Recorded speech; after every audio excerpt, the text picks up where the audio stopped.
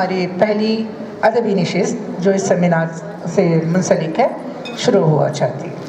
میں ڈاکٹر رخسانہ صاحبہ سے درخواست کرتی ہوں کہ وہ اس سیمینار کی پہلی نشست کی نظامت فرمائیں. اس سیمینار کی پہلی ادبی نشست ہوگی جس میں 2 مقالے پڑھے جائیں گے اور ایک تقریر پیش کی جائے گی. میں صدر جلسہ پروفیسر حمید سہروردی سابق صدر شعبہ اردو گلبرگہ یونیورسٹی گلبرگہ سے ادباً درخواست کرتی ہوں کہ وہ شینشین پر تشریف لائیں. پروفیسر سید یوسف حسینی کامل صاحب سابق صدر شعبہ عربی انجمن کالج بیجاپور، وہ سجادہ نشین گوگی شریف سے بھی میں ادباً التماس کرتی ہوں کہ شینشین پر تشریف لائیں.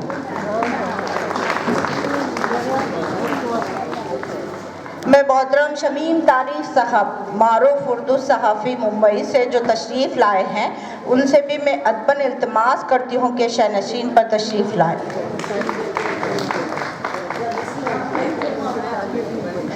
میں محترم ڈاکٹر افضل الدین جنیدی سجادہ نشین بارگاہ حضرت شیخ دکن گلبرگہ سے بھی درخواست کرتی ہوں کہ شینشین پر تشریف لائیں.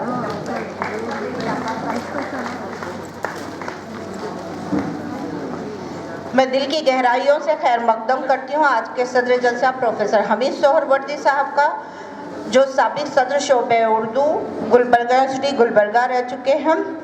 آپ کا دل کی گہرائیوں سے نشست میں خیر مقدم کرتی ہوں اور ساتھ ہی پروفیسر یوسف حسینی کامل صاحب کا بھی پرمسرت خیر مقدم کرتی ہوں اور محترم شمیم تاریخ صاحب جو کہ معروف اردو صحافی ہیں ان کا بھی پرجوش خیر مقدم کرتی ہوں اور ڈاکٹر افضل الدین جنیدی صاحب کا بھی میں صمیم قلب سے خیر مقدم کرتی ہوں اور معزز شہریان گلبرگہ، خواتین و حضرات اور ادبا تمام کا بھی میں پرجوش خیر مقدم کرتی ہوں. جیسا کہ آپ جانتے ہیں، ابھی آپ سبھی سے سن چکے ہیں کہ اردو ادب میں تصوف جو اس سیمینار کا موضوع رہا ہے، اس موضوع پر آپ نے سراسل بحث بھی سنی ہے. ابھی آپ سنیں گے تصوف کیا ہے، اس پر بھی آپ مقالہ سماعت فرمائیں گے اور مقالہ نگاروں سے بھی میں خواہش کروں گی یا درخواست کروں گی یا ادباً التماس کرتی ہوں کہ وہ کوشش کریں کہ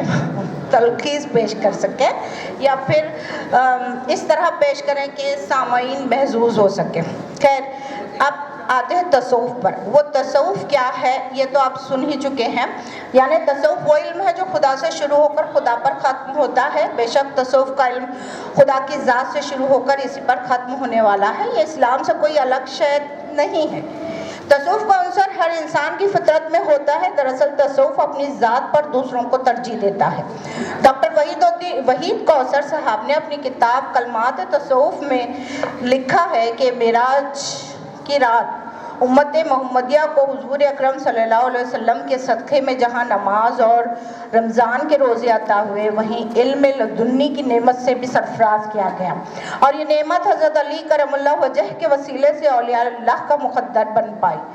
اسی طرح علم لدنی کو علم تصوف کا نام دیا گیا، جو اسلامی روحانیت کی ایک شکل ہے جس کا مقصد اللہ سے قربت حاصل کرنا اور تزکیہ نفس پر عمل کرنا ہے. جب یہ علم کسی زبان سے جڑتا ہے تو اس کی جڑیں گہری نظر آتی ہیں. اردو ادب میں تصوف کے علم پر بات کریں تو شاعری، نثر اور دیگر تخلیقی تحریروں میں یہ علم ایک اہم مقام حاصل کر چکا ہے، جہاں صوفی شعراء اور ادبا نے عشق حقیقی کے اسرار و رموز، زہد و قناعت، نفس کی اصلاح اور اخلاق حسنہ جیسے موضوعات پر قلم اٹھایا ہے، جس کی کئی مثالیں یا یوں کہیں تو بے جا نہ ہوگا کہ تاریخ ادب اس کی گواہی دیتی ہے. جیسے میرا ایمان عجب کیا ہے جو ایمان تصوف ہے، حسن موہانی کہتے ہیں میرا ایمان عجب کیا ہے جو ایمان تصوف ہے، نظر کر دیکھ ہر شے مظہر نور الہی ہے. اسی طرح سے آپ دیکھیں، ظاہر کی آنکھ سے نہ تماشا کرے کوئی، ہو دیکھ نہ تو دیدہ دل وا کرے کوئی. تو یہاں پر آپ دیکھیں تصوف کی جب ہم بات کر رہے ہیں خواتین و حضرات، تو اپنی اس محفل کو ہم نے اسی پرانی روایت کے مطابق سجایا ہے तमाम ज़ेबाइशों और आजमाइशों के साथ मुनक़्क़द होने वाला ये सेमिनार और जिसका साथ कर्नाटक उर्दू एकेडमी ने दिया है। इस सेमिनार में सामीन हज़रात से भी मुअद्दबाना दरख्वास्त करती हूँ कि तमाम मक़ालों को बग़ौर समाअत फरमाएँ, क्योंकि आज के सेमिनार पर पुरमग़ज़ वलवला अंगेज़ और मालूमात से भरपूर मक़ाले पेश होने जा रहे हैं, जिससे दिलो दिमाग को राहत और रूह की तस्कीन का सामान होगा। इस सेमिनार को बहुस्न खूबी पाए तकमील तक पहुँचाने के लिए आपकी ताउन की ज़रूरत है। तवक्कुल अल्लाह और आप हज़रात की माउनत पर वसूख करते हुए इस सेमिनार का आगाज़ करने जा रही हूँ। क्योंकि आज के इस बर्बरियत के दौर में आज मोहब्बत, शफ़क़त, तहज़ीब, सदाक़त, हक़ानियत, इंसानियत, वहदानियत, एकताइयत की बात करने जा रहे हैं। तो सबसे पहले मैं एक और रस्म जो कि तारुफ़ की है, मुख्तसर तारुफ़ पेश करने के लिए मैं मोहतरमा डॉक्टर कौसर परवीन साहिबा से दरख्वास्त करती हूँ कि वो मेहमानों का और सदर जलसा का तारुफ़ मुख्तसर पेश करें। यूँ तो डाइस पे मौजूद शख्सियतें रोशन शख्सियतें हैं जिनके तारुफ़ की कोई ज़रूरत नहीं। नई नस्ल के लिए शायद रूशनास कराना बहुत ज़रूरी है, तो मैं चाहूँगी कि रिवायत के मुताबिक मुख्तसर तारुफ़ कराने की भरपूर कोशिश करूँ। आज के हमारे जो सदर हैं जनाब हमीद सहरवर्दी साहब, उर्दू अदब में जहाँ कहीं गुलबर्गा का नाम लिया जाएगा हमीद सहरवर्दी और इकराम बाग का नाम मौजूद होगा। हमीद सहरवर्दी साहब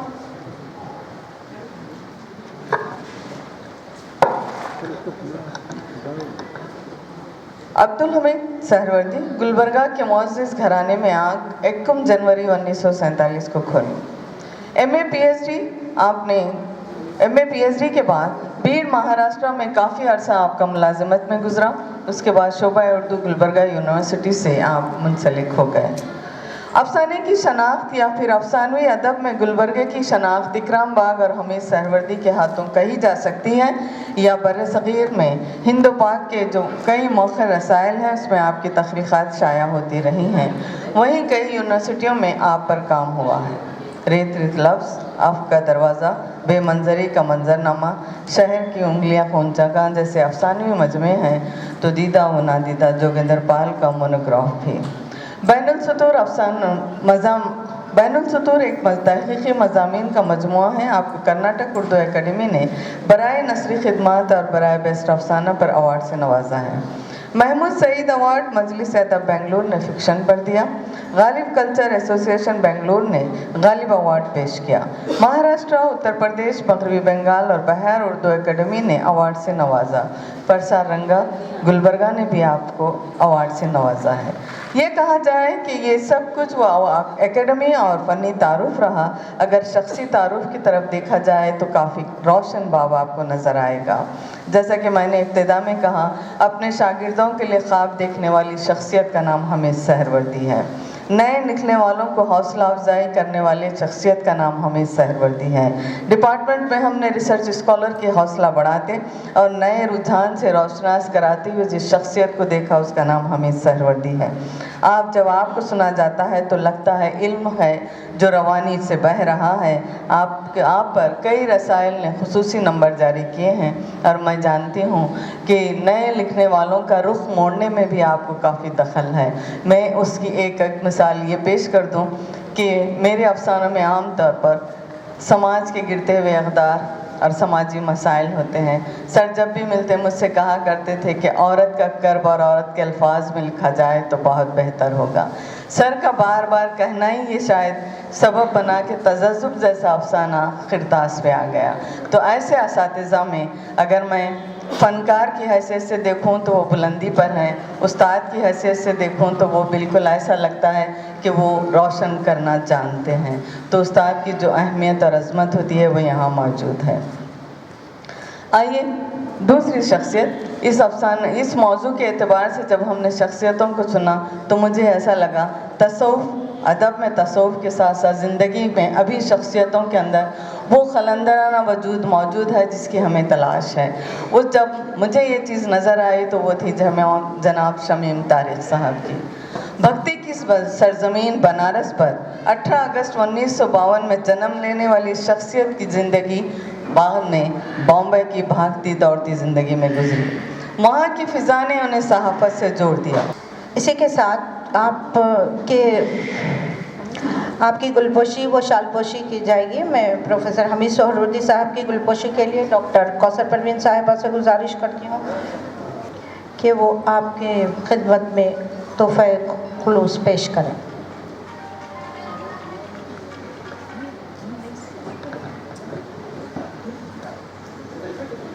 अभी मैं आप जिक्र कर रही थी बख्ती की ज़मीन बनारस पर जन्म लेने वाली शख्सियत शमीम तारिक साहब की ज़िंदगी, जो बनारस से बाद में बॉम्बे की भागती दौड़ती ज़िंदगी से जुड़ गई, तो वहाँ की फ़िज़ा ने उन्हें सहाफ़त से जोड़ दिया।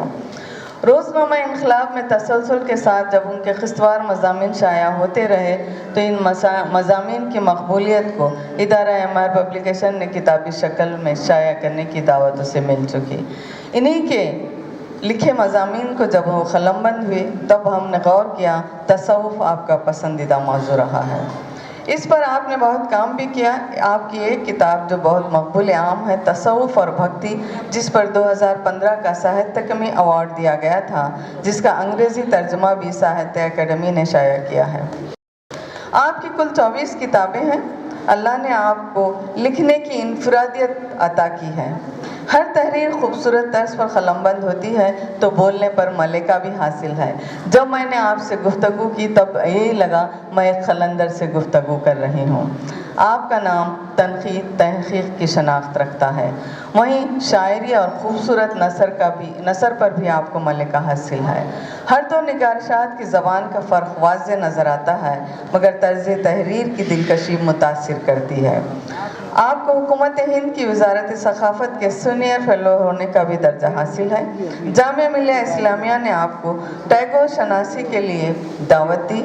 आपने जामिया मिलिया में 2 माह क़याम करते हुए टैगोर शनासी पर एक किताब क़लमबंद की और उसका नाम टैगोर शनासी ही रखा गया। आपकी इन तमाम काविशों को अगर देखा जाए, हर दौर के शौरा को भी आपने उस किताब में अपने अशार के ज़रिए उनकी मुतसफ़ाना आरिफाना तशरीह व तफ़हीम के साथ बयान किया है, जिसको बजा तौर पर हर तरफ से सराहा गया। आपकी अगर अपनी ज़िंदगी देखी जाए तो इंटर कॉलेज के बाद हिंदू बनारस यूनिवर्सिटी में कॉमर्स में दाखिला लिया। आखिरी साल के बाद आप 1971 में बॉम्बे का रुख किया और वहाँ के अखबार से जुड़ गए। ब्लिट्स वो उर्दू अखबार है जिस पर आपके तहक़ीक़ व तनक़ीद की शनाख्त होती रही और 2000 में इन्हें मिनिस्टर ऑफ कल्चर से सीनियर फेलोशिप मिल गई। 2013 में वली दक्कनी अवार्ड महाराष्ट्र हुकूमत की जानिब से आपकी खिदमत पर दिया गया। साहित्य अकादमी अवार्ड और साहित्य अकादमी एडवाइजरी बोर्ड के आप रुकन भी रहे। 2015 में साहित्य अकादमी ने जब तसव्वुफ़ और भक्ति पर अवार्ड दिया जा रहा था, उस वक्त उन्होंने प्रेस को बताया था तसव्वुफ़ और भक्ति 2 अलहदा लफ्ज़ हैं। अपने मिजाज के लिहाज से उन्होंने उसकी बहुत उम्दा तशरीह की थी। मैं यहाँ उसकी वजाहत नहीं करना चाहूँगी। हम पढ़ना चाहें तो उसको देखेंगे तो लगेगा उन अल्फाज में शमीम तारीख़ पूरे नज़र आते हैं।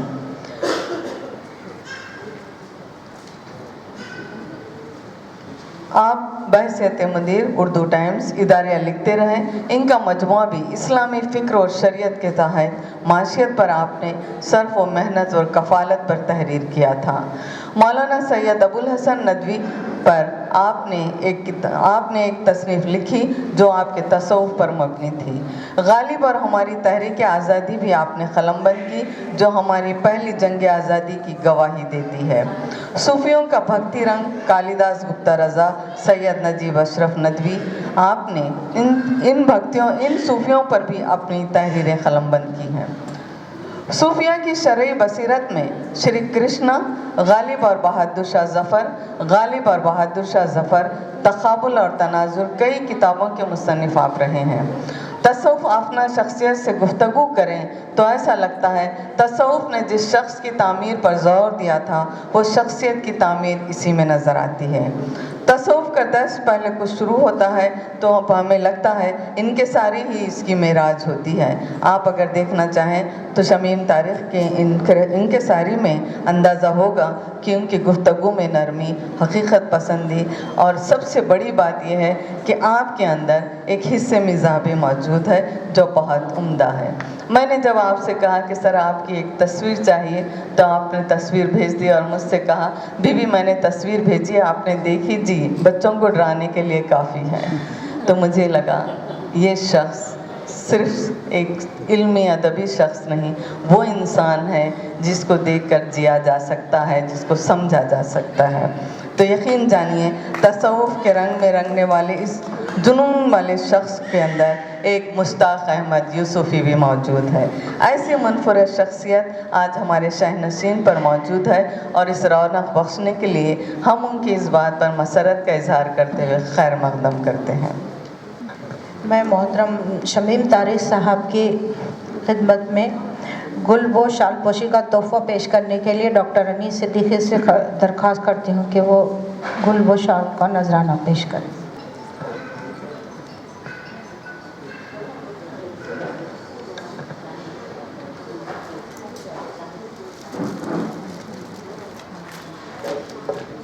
आइए हज़रीन, मैं ऐसी शख्सियत से आपको मुतरफ़ कराती चलूँ कि आज के दौर में ऐसे वज़ादार लोग भी अभी मौजूद हैं जो कि अपने रहन, अपने सहन, अपनी गुफ्तगू से अपने अक़दार का इजहार करते हैं। मेरी मुराद प्रोफेसर सैयद यूसुफ़ हुसैनी कामिल साहब से है जो सज्जादा नज़ीन को गोगी शरीफ भी हैं। आप चंदा हुसैनी, हज़रत चंदा हुसैनी बारगाह से आपका ताल्लुक़ है। आपकी पैदाइश गोगी में हुई। आपने आलिम फाजिल कामिल जामिया निज़ामिया से किया, एम.ए. उस्मानिया यूनिवर्सिटी से किया। आपकी पैदाइश 1961 है। आपकी मुलाजिमत के 34 सालों में 5 यूनिवर्सिटियों में आपको काम करने का मौका मिला। Karnataka university Dharwad, Bengaluru university, Bijapur university और गुलबर्गा यूनिवर्सिटी। लेकिन आपके जो मुस्तकिल मसनद रही अंजुमन आर्ट साइंस और कॉमर्स कॉलेज बीजापुर। आपके कई तसानीफ़ हैं जिसमें मसनवी रुख़ चंदा है जो उनकी ही बारगाह से ताल्लुक़ रखने वाले अपने उस बुज़ुर्ग अपने अजदाद पर उन्होंने मसनवी लिखी जिस पर कर्नाटक उर्दू एकेडमी ने 2006 में अवार्ड से नवाजा। कुरान करीम में एक तारुफ़ शम्स जलालत आपने मुरत्तिब की, मुदीर अनवार जलालिया, और आपका कलाम अरबी, फ़ारसी और उर्दू में शाया होता रहा है। KBN टाइम्स, सियासत, रहनुमाई दक्कन, इनकलाबी दक्कन और दीगर अखबार और रसायल में आपकी खिदमत, आपकी तसानीफ़ शाया हो, आपकी तहरीरें शाया होती रहीं। इनकलाब बॉम्बे और ज़रीन शुआई में भी आपकी तहरीरें ज़ीनत बनती रही हैं।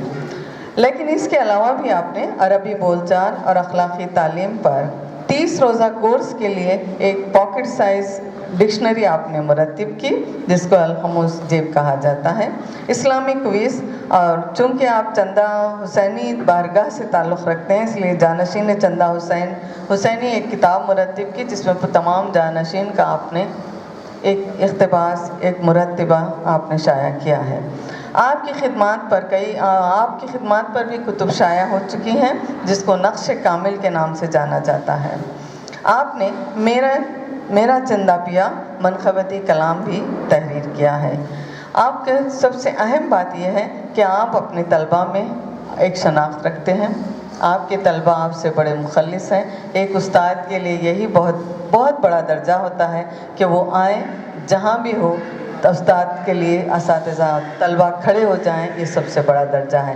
शायद इसलिए नहीं कि इनका ताल्लुक़ एक बारगाह से है, इसलिए भी नहीं कि ये एक सूफ़ी रंग में रंगे हुए हैं, इसलिए भी नहीं कि ये बहुत वज़ादार शख्सियत के मालिक हैं, इसलिए कि वो अपने तलबा से बहुत मुखल्लिस हैं। हमारे इस महफ़िल में आपकी आमद पर हम खुशामदीद कहते हैं। बहुत शुक्रिया। मैं आपकी खिदमत में नजराने गुल पेश करने के लिए क़ाज़ी रिज़वान साहब से अदबन गुजारिश करती हूँ कि वो तोहफ़ा खुलूस पेश करें।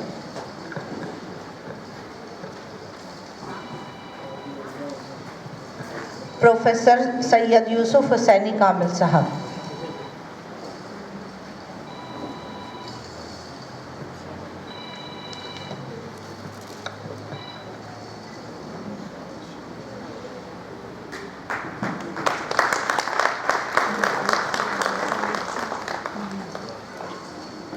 शुक्रिया सर। हाज़रीन महफिल, अब जिससे आपको मैं मुतारुफ़ कराने जा रही हूँ वो गुलबर्गा की बहुत इस मर्तबे तक पहुँचने वाली कम उम्र शख्सियत है। 10 जनवरी 1980 को जन्म लेने वाली इस शख्सियत का नाम मोहम्मद अफजलुद्दीन जुनैदी है, जिन्हें आज हम डॉक्टर शेख शाह मोहम्मद अफजलुद्दीन जुनैदी अलमारूफ सिराज बाबा कहते हैं। आप सज्जादा नशीन बारगाह हज़रत शेख दक्कन हैं। आपकी इब्तिदाई तालीम कोलार में हुई। आला तालीम आपने गुलबर्गा यूनिवर्सिटी से की। PhD में आपका मौजू उर्दू शायरी पर तसव्वुफ़ के असरात वली से इक़बाल तक 300 साल दौर का ये अदब का बड़ा बारीक बीनी से आपने जायज़ा लिया। खुसूसन अहमद रज़ा बरेलवी और इमाम अहमद नूरुल्लाह फ़ारूक़ी बानी जामिया निज़ामिया के कलाम की तशरीह आपने बहुत ही अछूते और मुनफरिद अंदाज में की। गुलबर्गा को एक फ़ख्र हासिल है कि यहाँ सूफ़ी ख़ानमंदों में ये साबित कर दिया है इक़राही इस्लाम की बुनियाद है। ऐसे सिलसिले की बरकरारी बारगाह शेख दक्कन के जानशीन ने भी अपने कई तामीरी काम के ज़रिए साबित कर दिया है। 2011 में कौमी सतह पर एक रोज़ा कॉन्फ्रेंस बाउनवान हज़रत जुनैदी बगदादी अहवाल व आसार का इनेकाद अमल में आया, जो एक फ़क़ीदुल मिसाल रहा। आपने अपने आबा अजदाद के रूहानी मिशन की अज़ीमुश्शान पैमाने पर आलमी सतह पर उसे आम करने की कोशिश की है। आलमी सतह पर आपकी दीनी, मिली, फलाही और रिफाई खानखाही गिराक़दर खिदमात के एतराफ़ में अवार्ड से नवाजा गया है। सरताज शरिया फ़ख्र गुलबर्गा ज़ियाउल क़ुलूब के अलावा आप हिंदुस्तान में कबीला व सिलसिला जुनैदिया के शेख कबीर के मनसब पर मामूर होने वाली पहली शख्सियत है। सादगी, इनकिसारी आपकी शख्सियत के जौहर है। सूफ़ी ख़ानवादे की हैसियत से आपने न सिर्फ खिरखा ज़ायबतन किया है, बल्कि आपने एक मिसाल भी कायम की है कि सूफ़ी को कैसा होना चाहिए। मैंने जब गुफ्तगू की तो ऐसा लगा अभी भी वो MA के स्टूडेंट हैं और मैं यूनिवर्सिटी में रिसर्च स्कॉलर हूँ।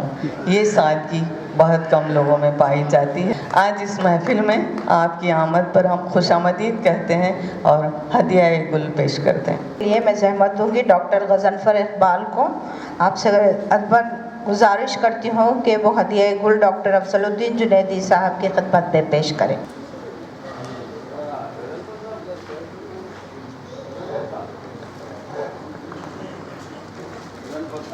शुक्रिया गज़नफ़र। पर्दा ना था वो सिर्फ नज़र का कसूर था, पर्दा ना था वो सिर्फ नज़र का कसूर था, देखा तो ज़र्रे ज़र्रे में इसका ज़हूर था। आइए सामाईन, अब चलते हैं मक़ालों की तरफ। मैं सबसे पहले प्रोफेसर सैयद यूसुफ़ हुसैनी कामिल साहब से अदबन इल्तिमास करती हूँ कि वो अपना मक़ाला तसव्वुफ़ एक तारुफ़ आपकी खिदमत में पेश करें। वो शमा है तू जिसने इस आईने खाने में अपनी ही तजल्ली को परवाना बना डाला। प्रोफेसर सैयद यूसुफ़ हुसैनी कामिल साहब। सदर इजलास मोहतरमी मुकर्रमी प्रोफेसर हमीद सहरवर्दी साहब, साबिक़ सदर शोबा उर्दू गुलबर्गा यूनिवर्सिटी, और मोहतरमी जनाब शमीम तारिक साहब, मारूफ उर्दू सहाफ़ी मुंबई, और मसनद तक़द्दुस के मसनद नशीन अज़ीज़ुल क़द्र डॉक्टर अफजलुद्दीन जुनैदी साहब, सज्जादा नशीन बारगाह हज़रत शेख दक्कन गुलबर्गा। महफिल निसा बेंगलोर शाह गुलबर्गा के ज़ेर एहतमाम आज का ये सेमिनार सजाया गया है। जिस तरह पेशरो मुकर्रिरीन ने कहा कि तसव्वुफ़ के उन्वान से काफ़ी ज़माना अरसे के बाद इस किस्म के उन्वान पर किसी सेमिनार का इनेकाद हुआ है। ये ज़मीन न सिर्फ तसव्वुफ़ के अनवार से रोशन है, बल्कि सूफिया के احسان سے مزین بھی ہے۔ صوفیاء کرام کی جھلکیاں جس قدر اس سرزمین نے دیکھی ہے، شاید وہ جھلکیاں سب کو دیکھنے میں نہ آئی ہوں۔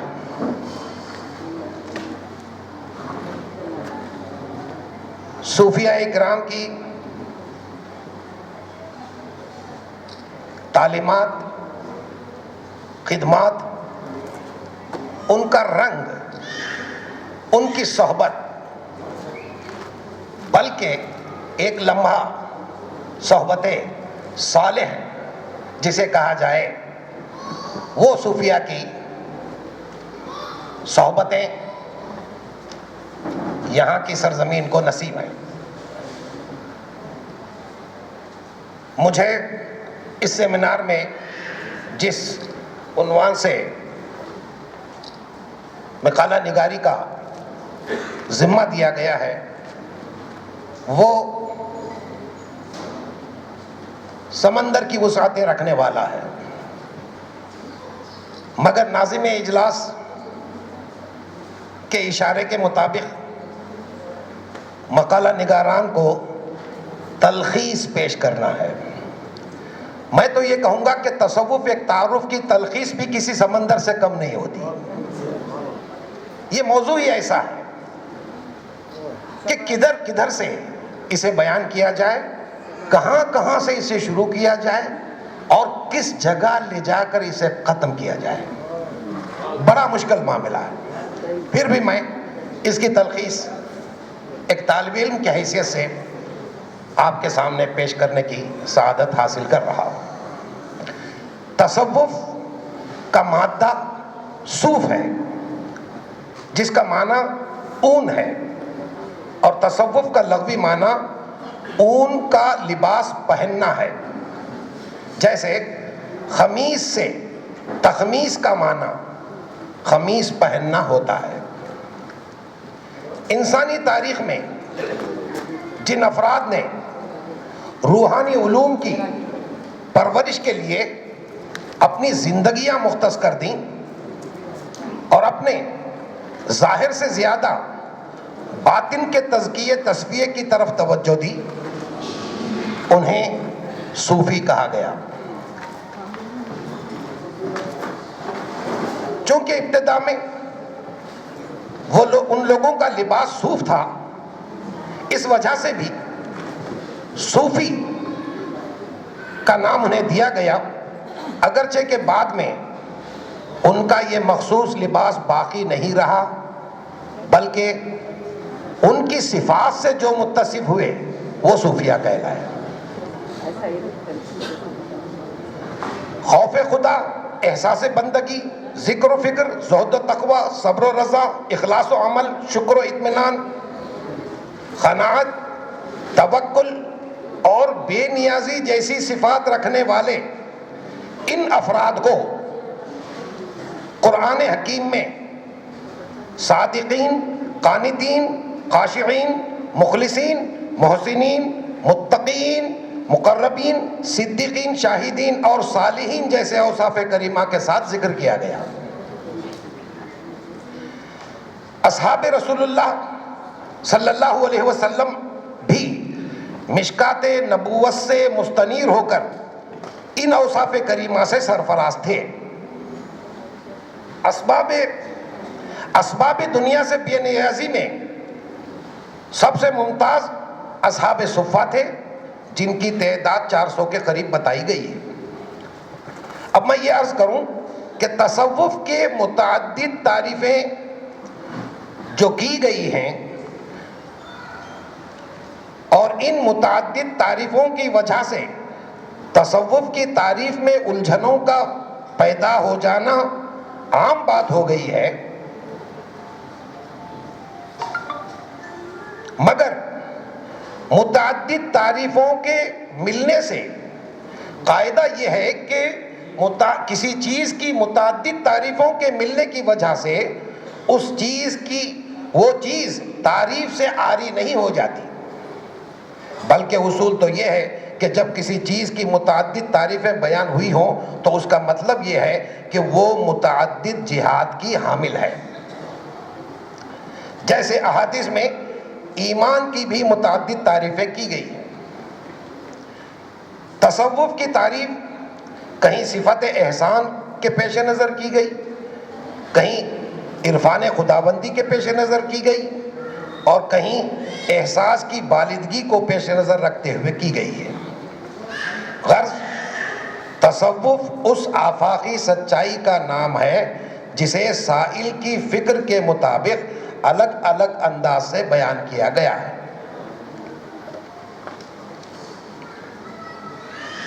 جس طرح قرآن و حدیث کی روشنی میں علم تفسیر، اصول تفسیر، علم فقہ، اصول فقہ اور علم کلام وغیرہ کی شروعات ہوئیں، اسی طرح قرآن و حدیث کی روشنی میں علم تصوف بھی وجود میں آیا.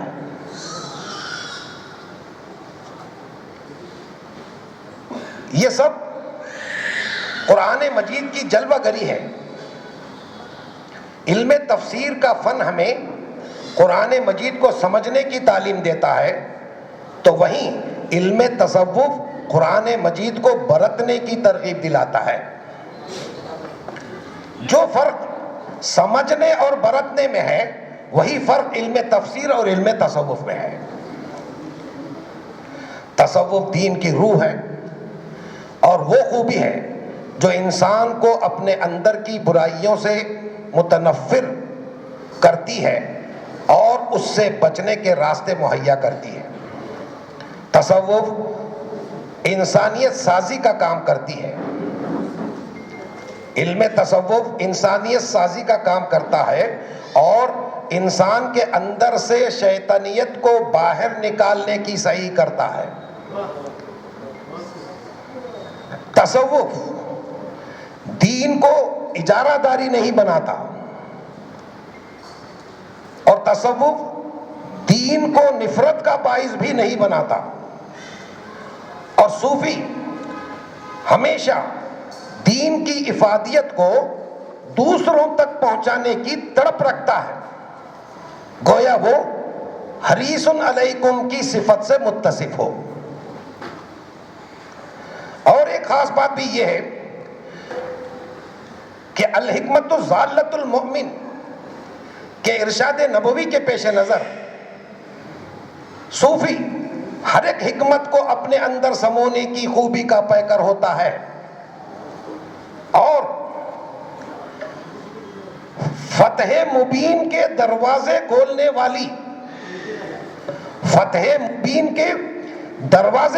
والی صلح کو برتنے کا سلیقہ صوفی رکھتا ہے.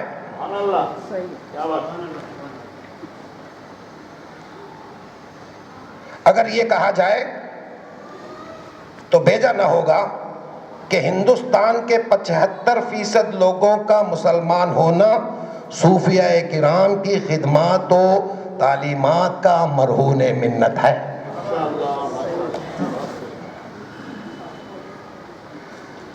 کتب احادیث میں ایک حدیث بخاری مسلم میں حضرت عمر رضی اللہ تعالیٰ عنہ سے مروی ہے، جو حدیث جبرائیل کے نام سے مشہور ہے.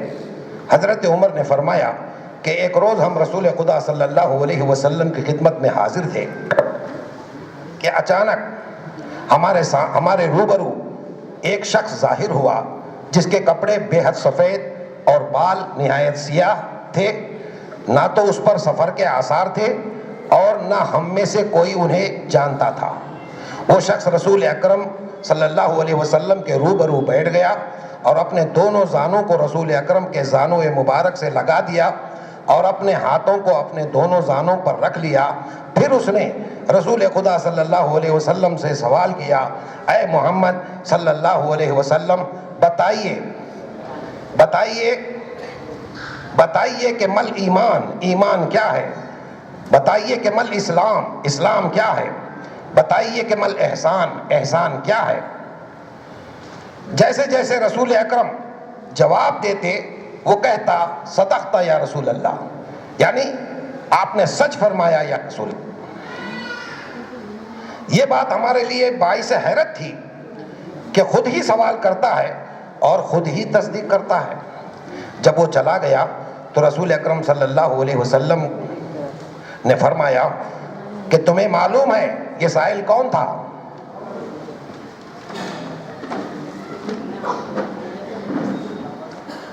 ہم نے عرض کی اللہ اور اس کے رسول بہتر جانتے ہیں۔ تو آپ صلی اللہ علیہ وسلم نے فرمایا کہ انہ جبرائیل اتاکم یعلمکم دینکم، یہ جبرائیل علیہ السلام تھے جو تمہارا دین سکھانے کے لیے آئے تھے۔ محدثین کرام فرماتے ہیں کہ حدیث جبرائیل میں دین کے 3 بنیادی احکامات کی تصریح کی گئی ہے۔ پہلے احکامات وہ ہیں جن کا تعلق خالص عقیدے کے ساتھ ہے، ان کو احکام نظریہ کہا جاتا ہے۔ دوسرے قسم کے احکام وہ ہیں جن کا تعلق ظاہری اعمال کے ساتھ ہے، ان کو احکام فرعیہ کہا جاتا ہے۔ اور تیسرے قسم کے احکامات وہ ہیں جن کا تعلق باطنی اعمال کے ساتھ ہے، ان کو علم الاحسان یعنی علم تصوف کہا جاتا ہے۔ اس حدیث کو محدثین نے جوامع الکلم میں شمار کیا۔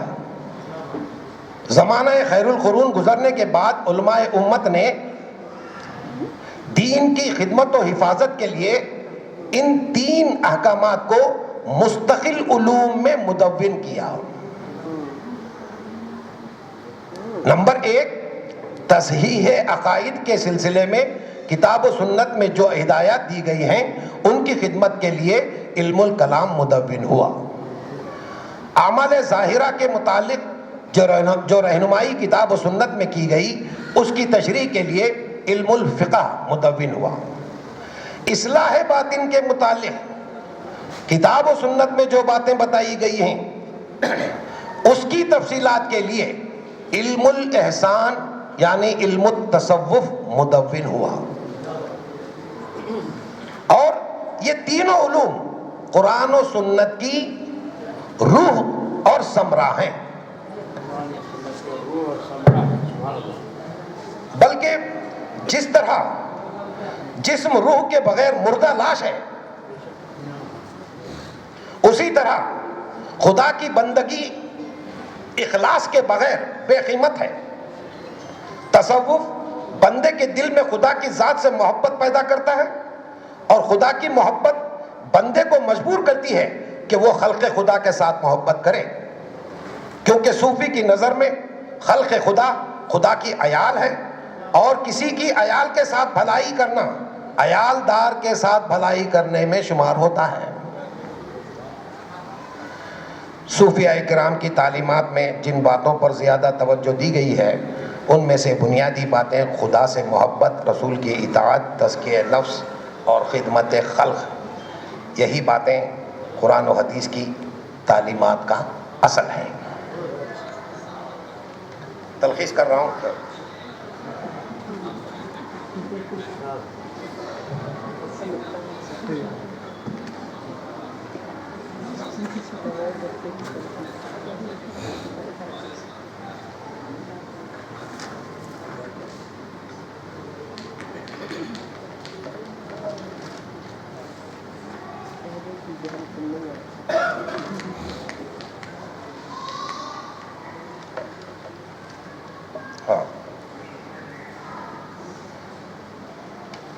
تصوف کے متعلق چند صوفی حضرات کے 2-4 اقوال کو پیش کر کے اپنی گفتگو ختم کروں گا۔ رسالہ خیشریہ میں ابو محمد جریری فرماتے ہیں تصوف ہر اعلیٰ اخلاق میں داخل ہونے اور ہر ذلیل صفت سے نکلنے کا نام ہے۔ حضرت مجدد الفسانی شیخ احمد سرہندی فرماتے ہیں کہ تصوف شریعت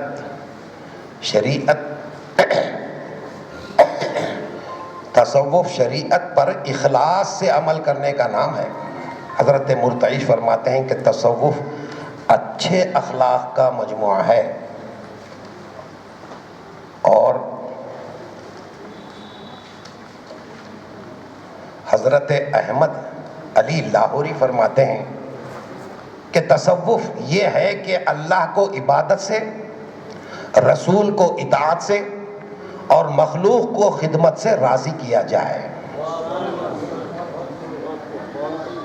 خلاصہ مضمون پیش کر رہا ہوں کہ انسان کا اوصاف جمیلہ سے متصف ہونا اور اوصاف رذیلہ سے پاک ہونا معرفت اور رضائے الہی تک پہنچنے کے لیے تصوف ایک مستند راستہ ہے۔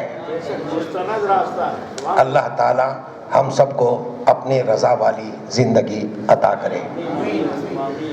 ایک گزارش میں منتظمین سیمینار سے معذرت کے ساتھ کرنے جا رہا ہوں، کیونکہ طبیعت کی ناسازگی، بخار میں مبتلا ہونے کے باوجود بھی میں نے حاضر ہونے کی سعادت حاصل کی۔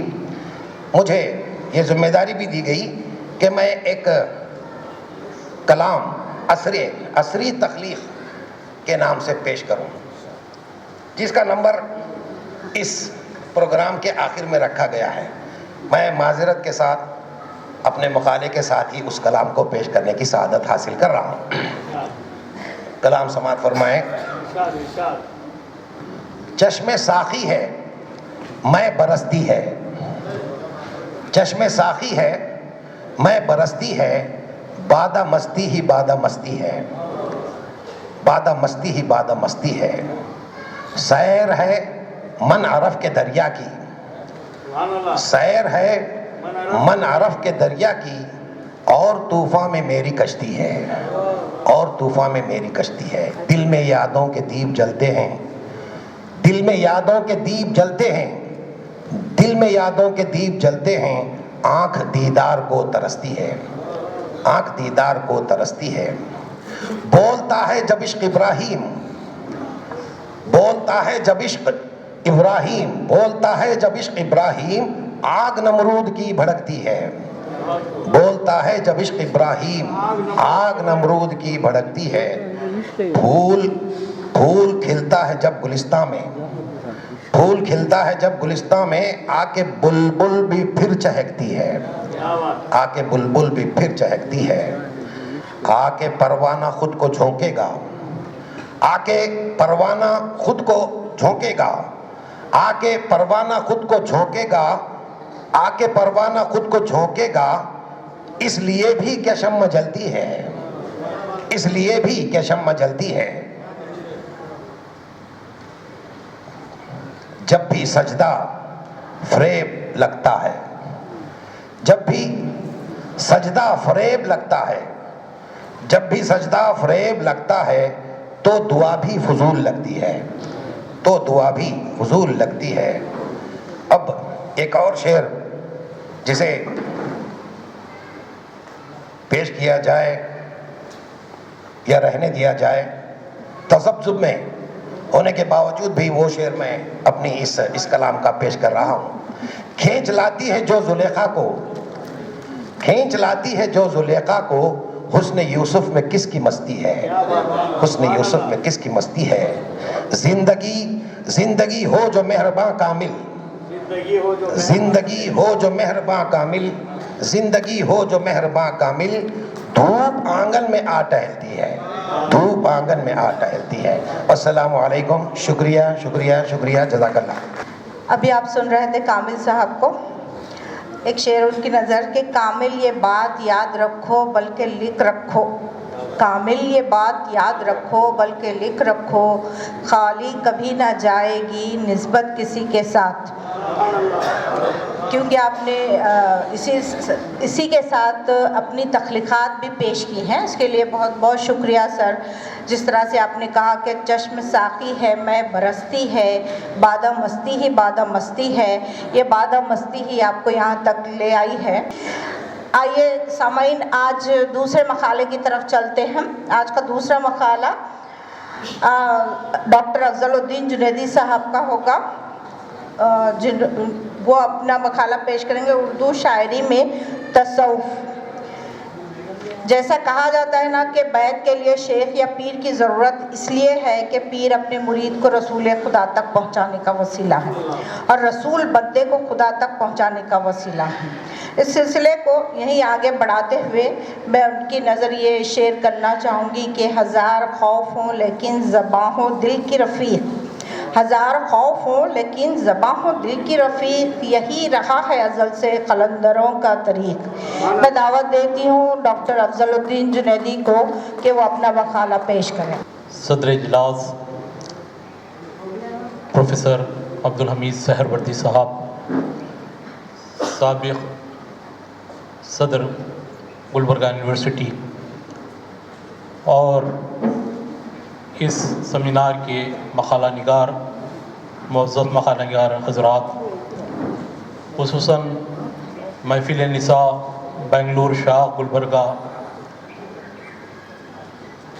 کے تمام ذمہ داران، اور میں سب سے پہلے شکر گزار ہوں کہ اس عظیم الشان عنوان کے تحت جو سیمینار کا انعقاد کیا گیا اس کا حصہ مجھے بھی بنایا گیا۔ خصوصاً میں ڈاکٹر کوثر پروین صاحبہ کا شکر گزار ہوں کہ انہوں نے مجھے یہاں پر یاد کیا۔ جیسا کہ آپ نے سنا کہ میرے مقالے کا عنوان اردو شاعری اور تصوف ہے، میں کچھ حصہ اس کا آپ کو سنا کر اپنی جگہ لوں گا۔ انسان کی اصل منزل اللہ کی معرفت ہے، یہی مقصد تصوف ہے۔ تصوف کی یہ کیفیت اردو شاعری میں بڑے خوبصورت انداز میں نظر آتی ہے۔ اردو شاعری میں صوفیانہ خیالات اور روحانی جذبے کے اظہار کے لیے مختلف شعراء نے اپنے اپنے انداز اور اسلوب اپنائے ہیں۔ کچھ نے عشق حقیقی کو موضوع بنایا تو کچھ نے معرفت اور قرب الہی کو۔ مجموعی طور پر دیکھا جائے تو اردو شاعری میں تصوف ایک گہری جڑوں والی روایت ہے۔ تصوف کی فکری اساس قرآن و سنت اور اسلامی تعلیمات پر مبنی ہیں۔ یہی بنیاد اردو شاعری میں بھی نمایاں طور پر نظر آتی ہے۔ صوفی شعراء نے اپنے کلام میں معرفت، عشق، قرب الہی، فنا، بقا اور تزکیہ نفس جیسے تصوف کے بنیادی موضوعات کو بڑی خوبصورتی سے پیش کیا ہے۔ اردو شاعری میں تصوف کے ذکر سے قبل تصوف اور شاعری کا باہمی رشتے کی وضاحت کرنا مناسب معلوم ہوتا ہے۔ کیفیت نغمگی انسان کی سرشت میں ابتدائی سے ودیت کر دی گئی ہے۔ وہی قول الست تمام ارواح کو یکجا کر کے اللہ کی جانب سے عہد و پیما ہوا تھا کہ مست آفری صوت سرمدی سے وجد میں گم روح کو اپنے اندر سمایا ہوا ہے۔ اس میں اپنے مالک حقیقی کے لیے انس و محبت سے آگے عشق و جنون کی کیفیت بھی طاری ہوتی ہے۔ ان کیفیات میں محض انسان پر مجازی دنیا کی مخفی اسرار اور رموز آشکار ہو جاتے ہیں جو مبنی بر حقیقت ہوتے ہیں۔ انہی حقیقی جذبات و کیفیات کے علم کو علم تصوف کہا جاتا ہے۔ اس علم وجدانی کا اظہار نثر سے زیادہ نظم میں مؤثر انداز میں کیا جا سکتا ہے۔ مرزا ہادی حسن نے اس حقیقت کو کچھ یوں پیش کیا ہے: نثر کی خشکی اور باقاعدگی ان لطافتوں کی متحمل نہیں ہو سکتی جو جذبات میں پوشیدہ ہوتی ہے۔ وہ زیادہ سے زیادہ اس کی اصولی اور آئینی مباحث کی رہنمائی کر سکتی ہے، اور ان میں بھی وہ خاص اصطلاحات کی دست نظر ہیں جن کے بغیر اس مشکل عہدہ برآ ہوتا کس طرح ممکن نہیں۔ شاعری کچھ ذوق و وجدان کی آواز ہے، اس لیے وہ جذباتی لطافتوں کی ترجمانی کا حق بطرز احسن ادا کر سکتی ہے۔ تصوف اور شاعری اپنی اس قرب مشابہت کی بنا پر ایک دوسرے سے ہم آغوش نظر آتے ہیں۔ تصوف وجد شاعری کی ایک آئینی شکل ہے اور شاعری ذوق صوفیانہ کی ایک والہانہ صورت کہی جا سکتی ہے۔ اس اقتباس سے یہ امر مترشح ہوتا ہے کہ تصوف اور شاعری میں ایک ایسا رابطہ اتحاد ہے جو کسی حالت میں منقطع نہیں کیا جا سکتا۔ اسی مناسبت سے یہ مقولہ مشہور ہے کہ تصوف برائے شعر گفتن خوب است۔ علم تصوف کا حامل و عامل صوفی کہلاتا ہے۔ صوفی اور شاعر میں خاص مناسبت سے شاعری سے متعلق مشہور ہے کہ یہ کوئی اکتسابی شے نہیں ہے بلکہ قدرت کا ایک عطیہ ہے۔ اس مناسبت سے صوفی کی یہاں بھی جذبہ عشق اکتسابی نہیں بلکہ فطری ہوتا ہے۔ صوفی اور شاعر میں کمال پیدا ہونے کے لیے ضروری ہے کہ صوفی کو شاعر کا تخیل اور شاعر کو صوفیانہ طرز کا عشق ملے۔ شاعر اور صوفی اس فطری اتحاد کو پروفیسر ممتاز حسین نے اس طرح بیان کیا ہے: یہ آہنگ، یہ رقصی صوت، ایک نغمہ زیر لب حرف جو شاعری اور یہ رموز و علائم و استعاروں کی پر اسرار گفتگو جو نطق شاعری ہے، کیا صوفیوں کے حال و خال سے مشابہت نہیں رکھتی؟ ایک ہی طرز فکر اور طرز احساس ہے۔ حقیقت کو عالم ذوق و شوق میں مجسم صورت میں دیکھنے اور وجد میں آنے دونوں میں مشترک ہے۔ صوفی حقیقت کو چشم باطن سے، شاعر چشم تخیل سے دیکھتا ہے، اور جب صوفی شاعر یا شاعر صوفی ہو جاتا ہے تو دونوں نگاہیں ایک ہی نقطے میں سمٹ آتی ہیں۔ چنانچہ اشعار کا صدور براہ راست قلوب سے ہوتا ہے۔ قلوب پر فطرت الہی اور رضا الہی کے انوار وارد ہوتے ہیں، گویا الفاظ کی شکل میں شاعری قدرت الہی اور فطرت الہی کو شعری جامہ پہناتا ہے۔ لہذا شاعر فطرت الہی کو نغمگی کے ساتھ مؤثر انداز میں پیش کرتا ہے۔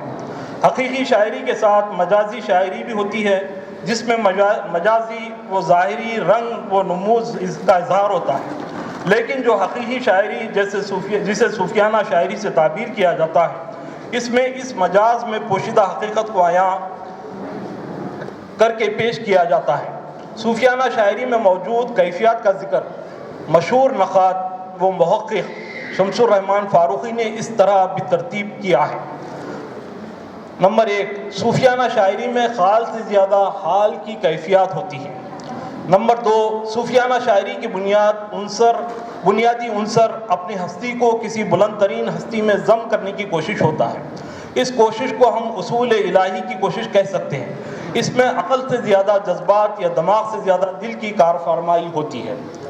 نمبر 3، صوفیانہ شاعری کا ایک اہم پہلو روح کو مادہ پر یا عدم کو وجود پر ترجیح دینا ہوتا ہے۔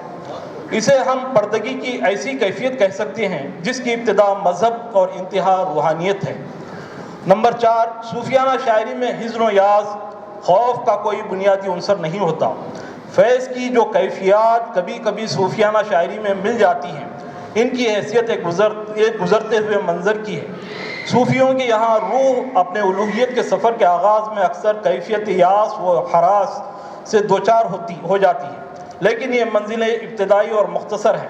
اصول اللہ کی کوشش میں ناامیدی کا کوئی درجہ نہیں۔ نمبر 5، صوفی شاعری اپنے اور اپنے مقصود کے درمیان کسی مادی وسیلے کو تسلیم نہیں کرتی۔ لہٰذا ان اصولوں کے پیش نظر تصوف کے نکات کا اظہار شاعری میں ایک عجیب جاذبیت پیدا ہو جائے گی اور قاری کے دل میں اس کے اثرات براہ راست ہوتے جائیں گے۔ لیکن صوفیانہ شاعری بھی ایک لطیف فن ہے جو قدرت الہی سے شاعر کو عطا ہوتا ہے، ورنہ یہ ذات خود شاعر تصوف کو اپنے اشعار میں ڈھال نہیں سکتا۔ لہٰذا ضروری ہے کہ شاعر خود بھی صوفیانہ مزاج سے بہراور ہو اور خود کو تزکیہ نفس، تجلیہ روح کے منازل سے گزارے، تب ان کے کلام میں حقیقت کی جلوہ گری نمایاں ہوگی۔ شاعر اس وقت ہی شاعر کہلاتا ہے جب اس کے خیالات لطیف ہوں۔ یہ عمل شاعر کی ذات میں ابتذال سے ہوتا ہے یا پھر اپنے خیالات کو تطہیر کرتا ہے۔ پروفیسر عبدالشکور شاعر کے مزاج کا جائزہ لیتے ہوئے یوں رقم تراز ہیں: ایک شاعر نفس مزکہ لے کر پیدا ہوتا ہے، مگر اس کی نفسی حالات میں احساس و جذبات کی خفت اور شدت سے بہت بڑا تغیر رونما ہوتا ہے۔ پھر قوت متخیلہ کی سحر کاریاں اس میں شامل ہو کر پربت کو رائی یا رائی کو پربت بنا دیتی ہیں، لیکن اس کھینچا تانی میں حقیقت تبدیل نہیں ہوتی، صرف اس کا کوئی پہلو پنہا یا نمایاں ہو جاتا ہے۔ شاعر کا کمال یہی ہے کہ جس پہلو کو اچھالے اسے ایک زندہ، مؤثر اور عالمگیر حقیقت بنا کر کھڑا کر دے۔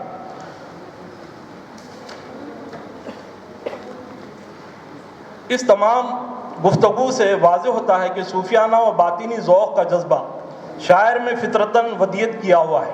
شاعری اور تصوف کا یہ رشتہ روح اور جسم کی طرح ہے، جو روح پر وارداتیں ہوتی ہیں اس کا اظہار جسم سے ہوتا ہے۔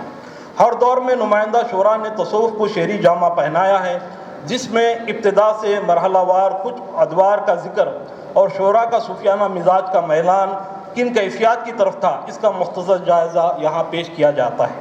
پہلا دور اردو شاعری میں تصوف کی روایت ہمیں امیر خسرو کے دور سے ملتی ہے اور حضرت خواجہ بدنواز، گیسو دراز، شیخ برہان الدین جانم وغیرہ سے ہوتے ہوئے مختلف شعراء مثلاً ولی، درد، میر، غالب اور اقبال کے کلام میں فروغ پاتی ہوئی نظر آتی ہے۔ ولی کے عہد میں زندگی اور زمانہ دونوں ہی فرد اور معاشرے کے حوالے سے صوفیانہ رجحان کے حامل نظر آتے ہیں۔ اس عہد کے صوفیانہ شاعری کے ذریعے کائنات کے ہر ذرے کو خدا کی صفات کا مظہر بتایا گیا اور عشق حقیقی کا زینہ قرار دیا گیا۔ ہر پیکر سے محبت کرنے کا درس دیا گیا اور ان کے معاصرین مثلاً بحری، سراج، داؤد وغیرہ کی صوفیانہ شاعری کا ذکر ملتا ہے۔ اگرچہ میر تقی میر خود صوفی نہیں تھے، تاہم میر کی شاعری میں صوفیانہ تصورات بکثرت پائے جاتے ہیں۔ انہوں نے مقام دل اور عشق کی عظمتوں کا اعتراف کیا ہے۔ اس دور کی شاعری میں تصوف کی روایت کو آگے بڑھانے میں خواجہ میر درد کا اہم اور نمایاں رول رہا ہے۔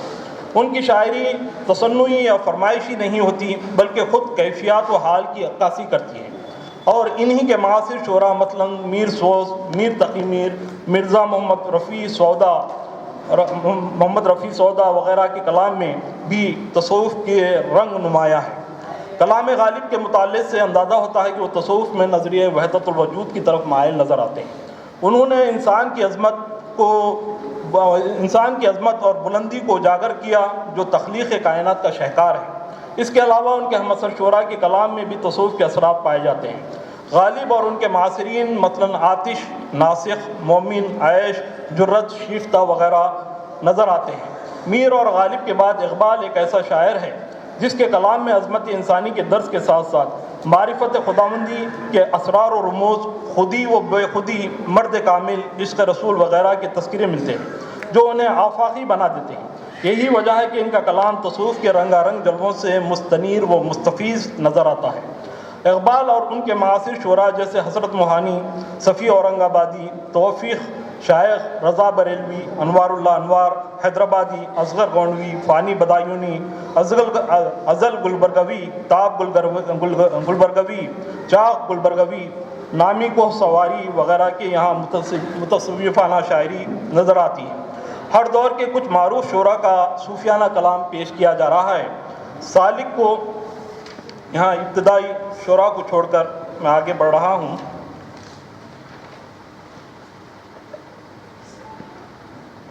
خواجہ میر درد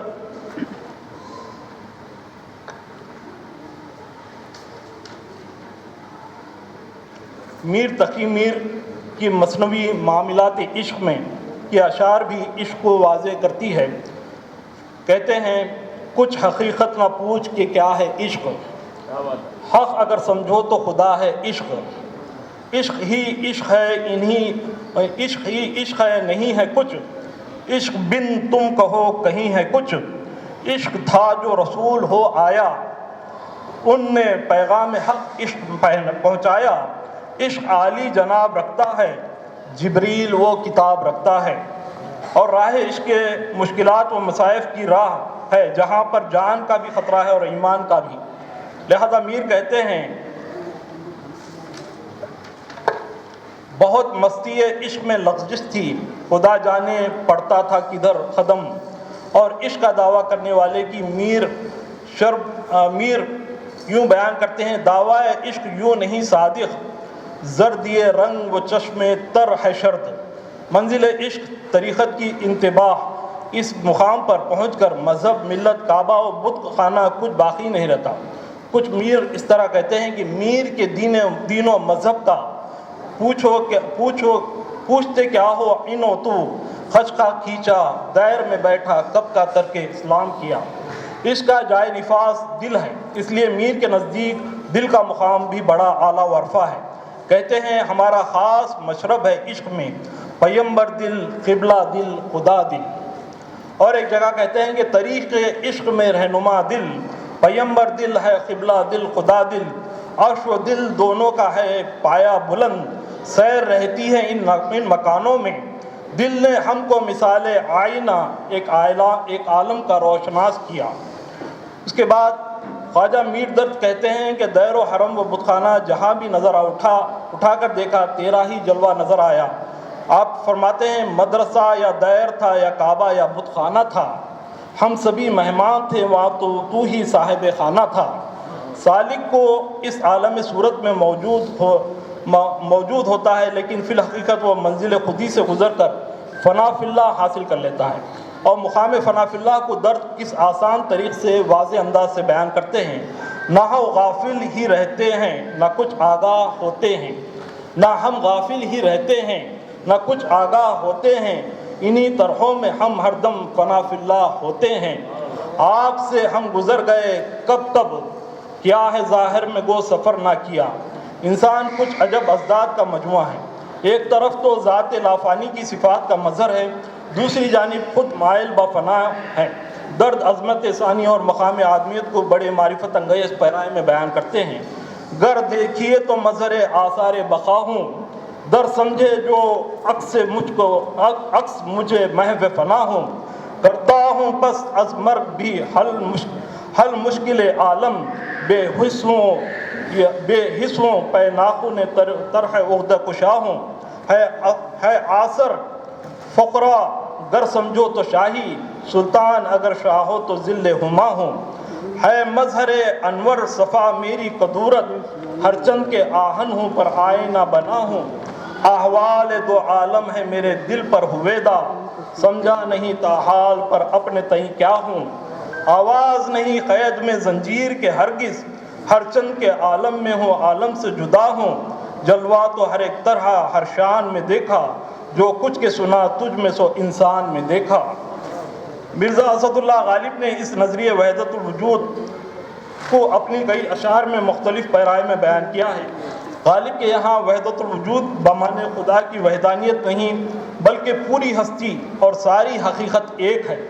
جب ظاہر و باطن اور اول و آخر خدا ہی خدا ہے تو ذات و صفات اور عین و ظاہر جوہر و اعراض سب ایک ہے۔ انہی تصورات کی غمازی غالب نے یوں کی ہے: اسے کون دیکھ سکتا ہے، گانا ہے وہ اقتا ہے، جو دوئی کی بو بھی ہوتی تو کہیں دو چار ہوتا، ہر چند ہر ایک شے میں تو ہے پر تجھ سے کوئی شے نہیں ہے، اصل شہود و شاہد و مشہود ایک ہے، حیران ہوں پھر مشاہدہ کس حساب میں، آرائش جمال سے فارغ نہیں ہنوز، پیش نظر ہے آئینہ دائم نقاب میں، کچھ نہ کی اپنے جنون نارسا نے ورنہ یہاں ذرہ ذرہ روکش خورشید عالم تاب ہے۔ غالب نے یہاں وحدت الوجود کے نظریے کو عجیب معماتی انداز میں پیش کیا ہے۔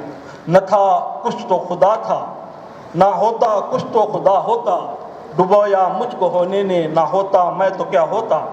مصفی نے انسان کی ذات کو ذات الہی کا عہدہ کشا بتایا ہے اور کئی ایک جگہ عظمت و رفت انسانی کا اظہار کیا ہے۔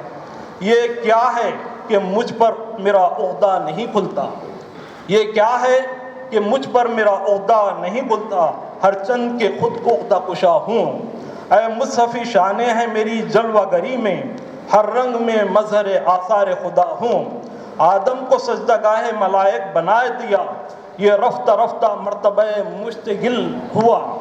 بہادر شاہ ظفر نے اپنے کلام میں انسان کے مرتبے کو بلند و بالا بتایا ہے۔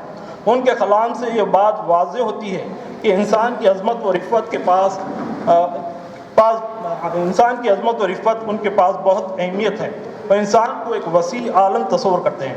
اس قسم کے مختلف تصورات عظمت انسانی کے متعلق ظفر نے اپنی شاعری میں یوں بیان کیا ہے: عالم صورت میں صورت آدم ہوں، عالم معنی میں لیکن اور ہی عالم ہوں، نور تھا خیر البشر کا گو تھا ظاہر میں بشر، حق اگر پوچھو بشر ہی تھا بشر سے بیشتر، گرچہ کچھ بھی نہیں ہوں میں لیکن اس پہ بھی کچھ نہ پوچھو کیا کچھ ہوں، ظفر ہے خاک کا پتلا یہ انسان پر اسی میں بولتا کیا جانے کیا ہے، حال نہیں کچھ کھلتا میرا کون ہوں کیا ہوں کیسا ہوں، حال نہیں کھلتا حال نہیں کچھ کھلتا، میرا کون ہوں، کیا ہوں، کیسا ہوں، مست ہوں، ہوشیار ہوں، ناداں ہوں یا دانا ہوں، کچھ بھی نہیں اور سب کچھ ہوں گر دیکھو چشم حقیقت سے، میں ہوں ظفر مسجود ملائک گرچہ خاک کا پتلا ہوں۔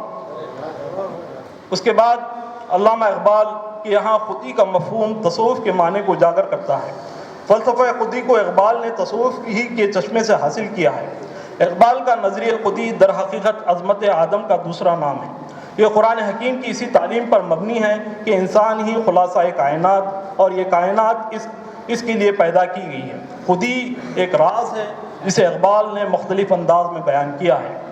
خودی کا سر نہاں لا الہ الا اللہ، خودی ہے تیغ فضا لا الہ الا اللہ، یہ پیام دے گئی ہے مجھے بعد صبح آگاہی کہ خودی کے عارفوں کا ہے مقام بادشاہی، تیری زندگی اسی سے، تیری آبرو اسی سے، جو رہی خودی تو شاہی نہ رہی تو روح سیاہی۔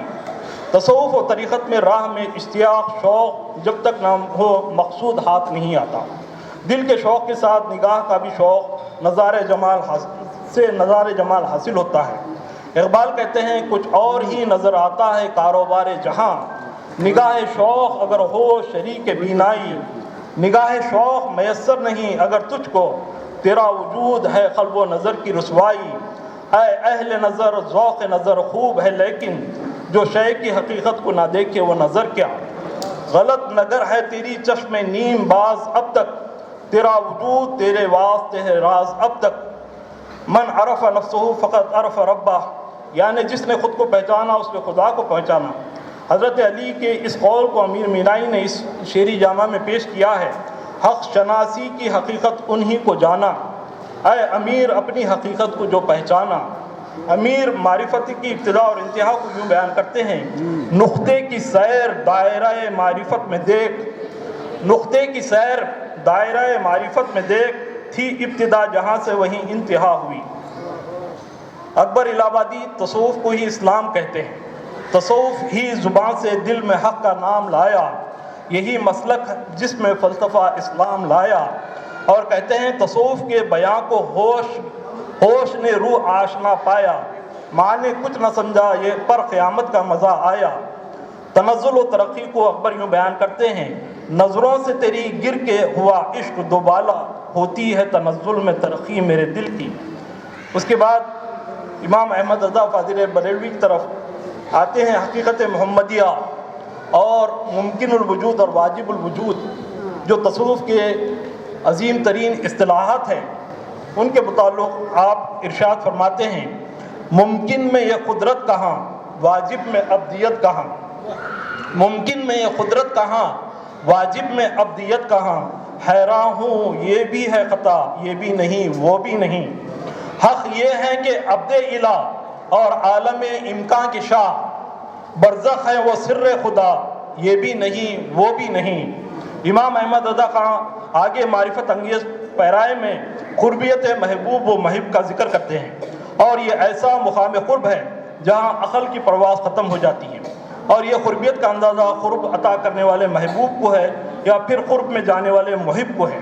اس مقام تجرید و وحدت کو بیان یوں کرتے ہیں، اٹھے جو قصرے دنا کے پڑتے، کوئی خبر دے تو کیا خبر دے، وہاں تو جا ہی نہیں دوئی کی، نہ کہہ کے وہی نہ تھے ارے تھے، خرد سے کہہ دو کہ سر جھکائے، گماں سے گزرے گزرنے والے، پڑے ہیں یا خود جہد کو لالے، کسے بتائیں کدھر گئے تھے، سراغ عین و متا کہاں تھا، نشان کیف و الہ کہاں تھا، نہ کوئی راہی نہ کوئی ساتھی، نہ سنگ منزل نہ مرحلے تھے۔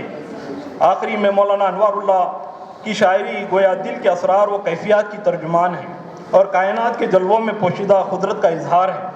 اشعار کا مجموعہ مختصر ہے، لیکن اس کی تفصیل کی جائے ایسا معلوم ہوگا کہ حضرت انوار اللہ نے سمندر کو کوزے میں سمیٹ لیا ہے۔ مثال کے طور پر یہ شعر ملاحظہ ہو، رموز دل کو کچھ یوں بیان کرتے ہیں، جہاں میں ہیں جلوے عیاں کیسے کیسے، جہاں میں ہیں جلوے عیاں کیسے کیسے، ہیں اسرار دل میں نہا کیسے کیسے، الہی یہ دل ہے کہ مہما سرا ہے، الہی یہ دل ہے کہ مہما سرا ہے، چلے آتے ہیں کارواں کیسے کیسے۔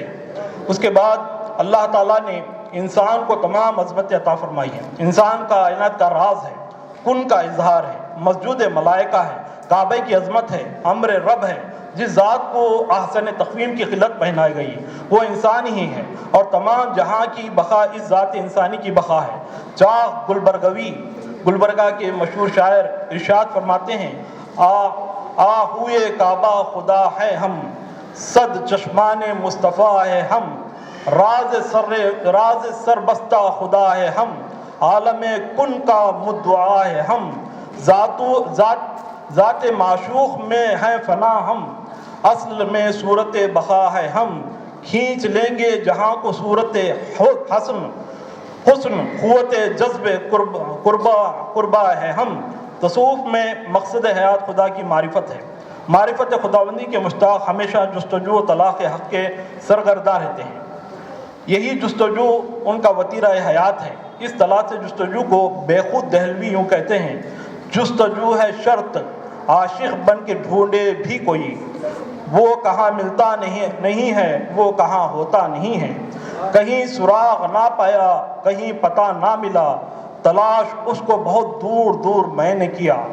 گئے ناکام دنیا سے ہزاروں ڈھونڈنے والے، وہ کب پایا، کیسے پایا، کہاں پایا، کدھر پایا.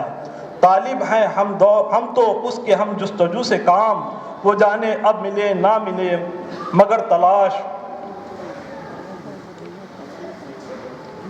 اس کے بعد آخری میں ایک دو شعراء کا کلام پیش کر کے اپنی بات ختم کروں گا. حضور کا نور تنزیہ و تشبیہ میں کس طرح ظہور ہوا، سید جلال الدین توفیق یوں بیان کرتے ہیں: جو نور کے مدتوں رہا مستور، جس نور کا آئینہ بنا تیرا ظہور، اے مظہر امکان و قدم تیرے لیے، تنزیہ و تشبیہ میں آیا تیرا نور. حدیث قدسی: کنت کنزا مخفیا فاحببت من عرف فاحببت عرفا، جو تصوف و علم باطن کا مخرج اول ہے. توفیق بیان کرتے ہیں: جب شوق نہاں کی اپنے وسعت میں دیکھی، جب اپنے ظہور کی ضرورت دیکھی، آئینہ حسن لایزالی میں تیرے نور ازلی نے اپنی صورت دیکھی. ہر چند کے مدتوں چھپا تجھ کو، جب آپ کو دیکھا تو دکھایا تجھ کو. چاہا جب پرتوئے جمالی نے تیرے، اپنے لیے آئینہ بنایا تجھ کو. حسرت موہنی کے کلام میں صوفیانہ مضامین کے بہتات ہیں. یہاں پر مختلف اصطلاحات تصوف کے تحت چند اشعار پیش کیے جاتے ہیں. آداب تصوف حضرت اپنے اشعار میں کچھ یوں بیان کرتے ہیں: میرا ایمان عجب کیا ہے جو ایمان تصوف ہے، میرا ایمان عجب کیا ہے جو ایمان تصوف ہے. تصوف جان مذہب، عاشقی جان تصوف ہے. گناہ اپنا نہیں ثابت، خطا کے پھر بھی ہیں قائل. ادب کا ہے یہی شیوا، یہی شان تصوف ہے. ادب ایک دوسرا نام عشق روح پرور کا، جو دام عشق ہے جو زیر خامان تصوف ہے.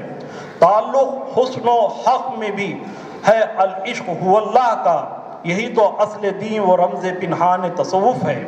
اردو شاعری میں تصوف کے اثرات اس طرح بھی دیکھے جا سکتے ہیں کہ صوفیانہ اصطلاحات کی کثرت سے استعمال ہوا ہے. مثلا سلوک، معرفت، فنا، بقا، وصال، فراق، عشق حقیقی وغیرہ. ان اصطلاحات کو اردو شاعری کو ایک خاص روحانی رنگ عطا کیا ہے. اس اقتباس سے امر واضح ہوتا ہے کہ تصوف اور اردو شاعری میں ایک ایسی باہمی تعلق قائم ہو چکا ہے جسے علیحدہ نہیں کیا جا سکتا. اس مناسبت سے کہا جا سکتا ہے تصوف اور شاعری لازم و ملزوم ہیں. تصوف کی روایت نہ صرف شعری اظہار کا وسیلہ بنی بلکہ اس نے شاعری کے مختلف اسالیب کو بھی متاثر کیا. غزل، قصیدہ، رباعی، مثنوی میں تصوف کی جھلک نظر آتی ہے. ایک عام شاعر کے برعکس ایک صوفی شاعر کی نظر میں کائنات کا ہر مظہر ایک علامت ہے جو خالق تک پہنچنے کا بہترین ذریعہ ہے. شکریہ. خدا حافظ. سے آج کا آخری مقالہ پیش کریں گے شمیم طارق صاحب. جیسا کہ آپ جانتے ہیں اردو نظم میں تصوف سے مراد وہ تحریری مواد ہے جو تصوف اور صوفیانہ خیالات، فلسفے، تجربات اور اخلاقیات پر مشتمل ہوتا ہے، جسے اردو زبان میں تصوف کے مختلف نظریات اور روایات کو بیان کرنے کے لیے تحریر کیا جاتا ہے۔ ہمارا کلاسیکی ادب فکر و اسلوب دونوں اعتبار سے تصوف سے متاثر رہا ہے، کیونکہ رمز و ایمائیت تصوف کا خاصہ ہے۔ چلیے آئیے پھر اب ہم سنتے ہیں محترم شمیم طارق صاحب سے۔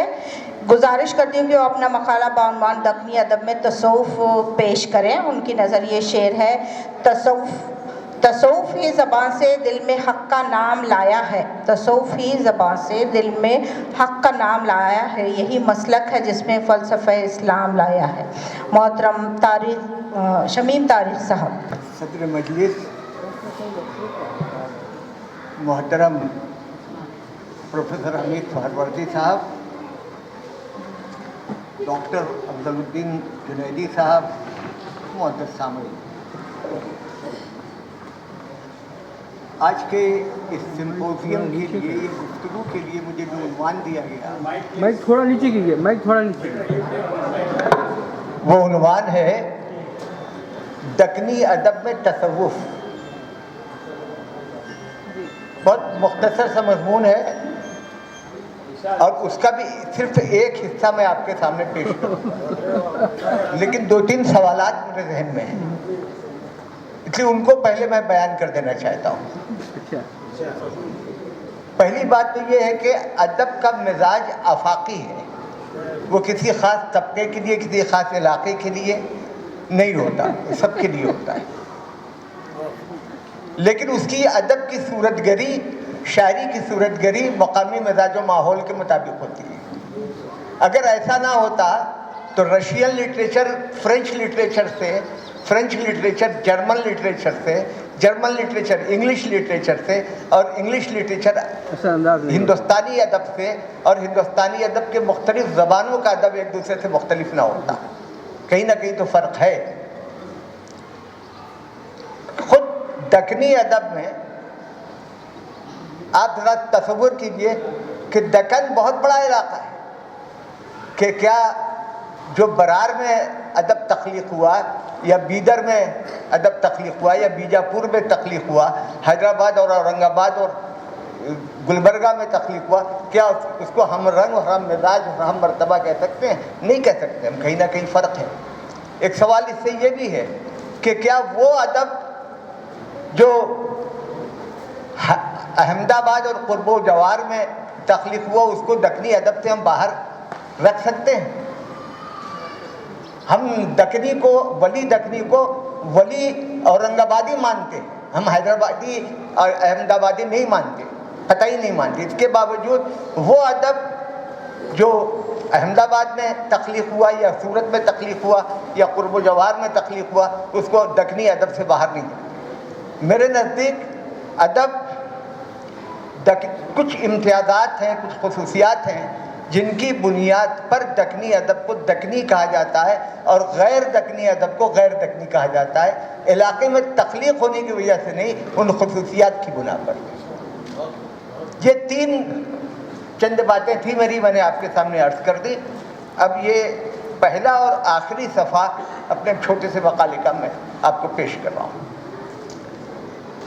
کہ موضوع کا تقاضا ہے کہ پہلے ادب، ہندوستانی زبانوں کے ادب، ہندوستانی زبانوں میں اردو زبان کے ادب، اور اردو زبان کے ادب میں دکنی ادب پر نظر ڈالنے کے علاوہ تصوف کے مفہوم کو ذہن میں بٹھا لیا جائے، کیونکہ اس کے بغیر موضوع کا حق ادا نہیں ہوگا۔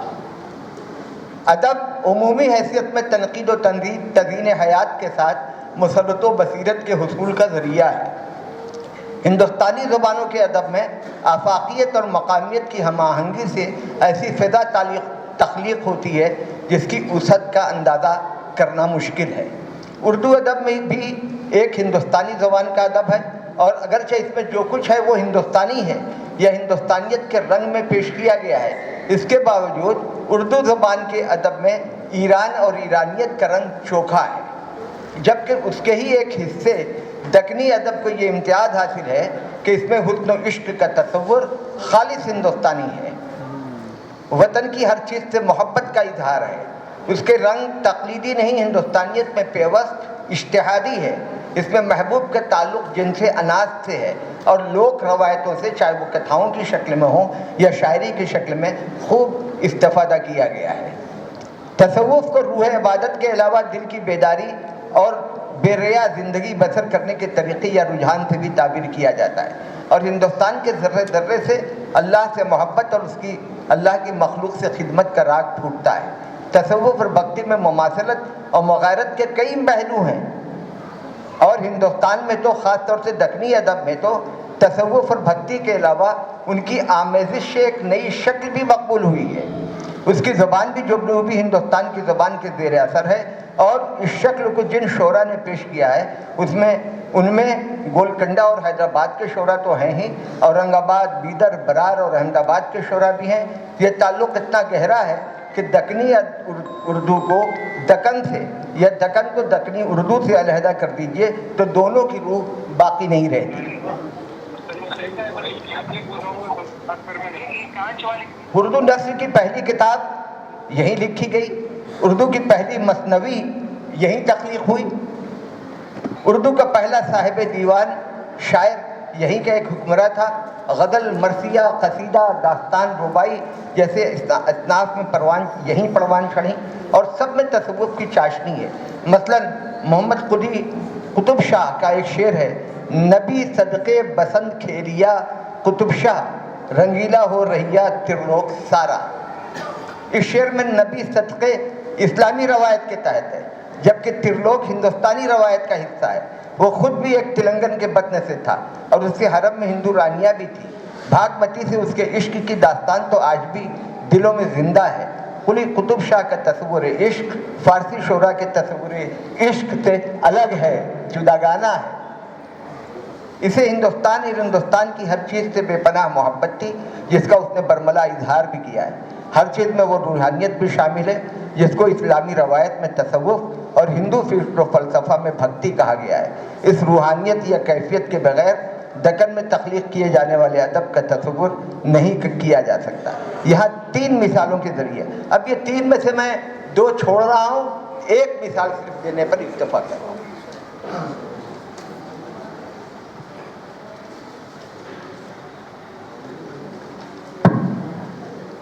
تیسری مثال، ابھی مطلب جو مثالیں دی گئی ہیں ہمارے ہاں، یا وہ خانقاہ نشین ہیں یا ان سے زیر اثر رہے ہیں، لیکن دوسروں پہ بھی تصوف کے اثرات مرتب ہوئے ہیں کہ یا نہیں، یہ ہمارے سامنے ایک بڑا مسئلہ ہے۔ تو تیسری مثال اس کا جواب ہے۔ تیسری مثال مخدوم محی الدین کے کلام میں تصوف کی چاشنی ہے۔ وہ کمیونسٹ تھے، مادیت کے علمبردار تھے، مگر انہوں نے 1951 میں بھی ہی گلے تر کے دیباچے میں لکھ دیا تھا کہ شاعر اپنے دل میں چھپی ہوئی روشنی اور تاریکی کی آمیزش کو روحانی کرب و اضطراب کی علامتوں کو اجاگر کرتا اور شعر میں ڈھالتا ہے۔ اس عمل سے تضاد تحلیل ہو کر تسکین و طمانینت کے مرکب میں تبدیل ہو جاتے ہیں۔ مخدوم کی کئی نظموں اور شعروں کو مندرجہ بالا سطور کی دلیل میں پیش کیا جا سکتا ہے۔ مثال کے طور پر ان کی پرکیف اور فکر انگیز نظم چاراگر کے یہ مصرے، ایک چمیلی کے مڈوے تلے میں کدے سے ذرا دور اس موڑ پر 2 بدن پیار کی آگ میں جل گئے۔ چمیلی کے مڈوے تلے جیسے تلازم آگ سے تضاد کی نسبت رکھتے ہیں۔ اس کے ذریعے یہ سمجھانے کی کوشش کی گئی ہے کہ جو 2 بدن پیار کی آگ میں جل کر مرے، مرنا ان کی مجبوری نہیں، رغبت تھی۔ یہ رغبت کیوں اور کیسے تھی، اس کی تشریح اگلے مصروں میں ہے کہ پیار حرف وفا، پیار ان کا خدا، پیار ان کی چتا۔ دیباچے میں مخدوم نے جس روحانی کرب کی طرف اشارہ کیا ہے، اسلامی تناظر میں اس کی تشریح یہ ہے کہ عہد الست میں تمام ارواح نے محبوب حقیقی سے اقرار کیا تھا کہ وہ اسی کو مالک و محبوب مانتی رہیں گی۔ یہ پہلا مرحلہ تھا، اسی کو حرف وفا کہا گیا۔ دوسرا مرحلہ عہد کی تکمیل کرنے یا پابند وفا ہونے کا تھا، جس میں معبود و محبوب کے سوا عبد یا بندے کو کچھ مطلوب نہیں ہوتا، اسی کو پیار ان کا خدا کہا گیا۔ تیسرا مرحلہ یہ ہے کہ عہد کی تکمیل، یعنی اس سے اسی کو پانے کے علاوہ ہر تمنا کو دل سے رخصت کر دیا جائے۔ اس کو پانے کی تمنا کا مطلب یہ ہے کہ اپنی ضرورتوں کی تکمیل کی تمنا کرنا بھی ہوس قرار پائے. اور چونکہ عشق اور ہوس ایک ساتھ باقی نہیں رہ سکتے، اور پھر عشق اور ہوس دونوں کا انجام فنا ہے، لیکن اس فرق کے ساتھ کہ ہوس کی فنا عشق حقیقی کی بقا ہے، اس لیے ہوس کو فنا کرنے کی کوشش کی جائے گی تاکہ عشق کو بقا حاصل ہو. یہی کوشش پیار ان کی چھٹا ہے. یہاں یہ وضاحت ضروری ہے کہ عشق حقیقی میں فناہی بقا کی ضامن ہے، اس لیے یہ سوچنا صحیح نہیں ہے. شاعر عاشق کو خودکشی کی تحریک دے رہا ہے.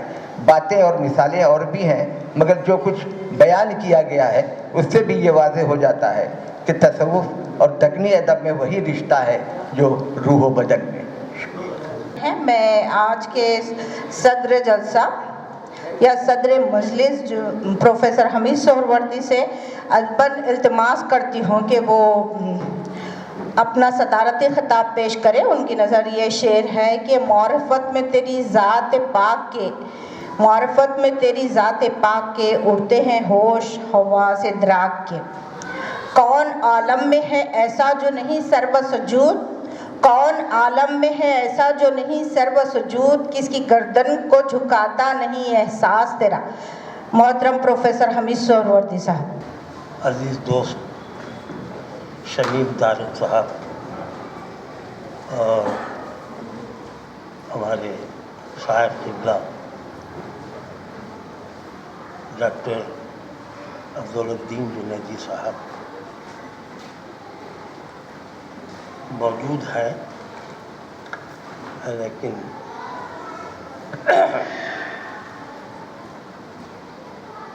اور ایک صاحب جو ہے چلے گئے اپنے بخار کی وجہ سے، تو مجھے بڑی آزمائش میں ڈال دیا ہے ہماری کوثر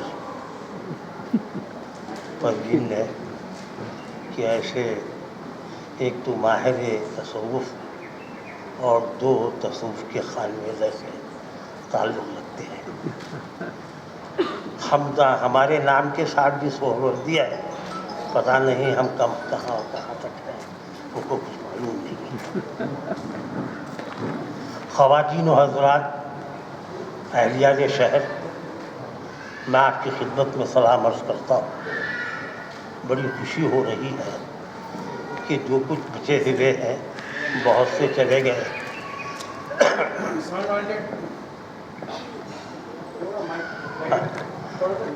بہت سے اہل علم حضرات چلے گئے اور کچھ بعض حضرات ابھی تشریف فرما ہے. میں انہی کے لیے چند کلمات کہنا چاہتا ہوں.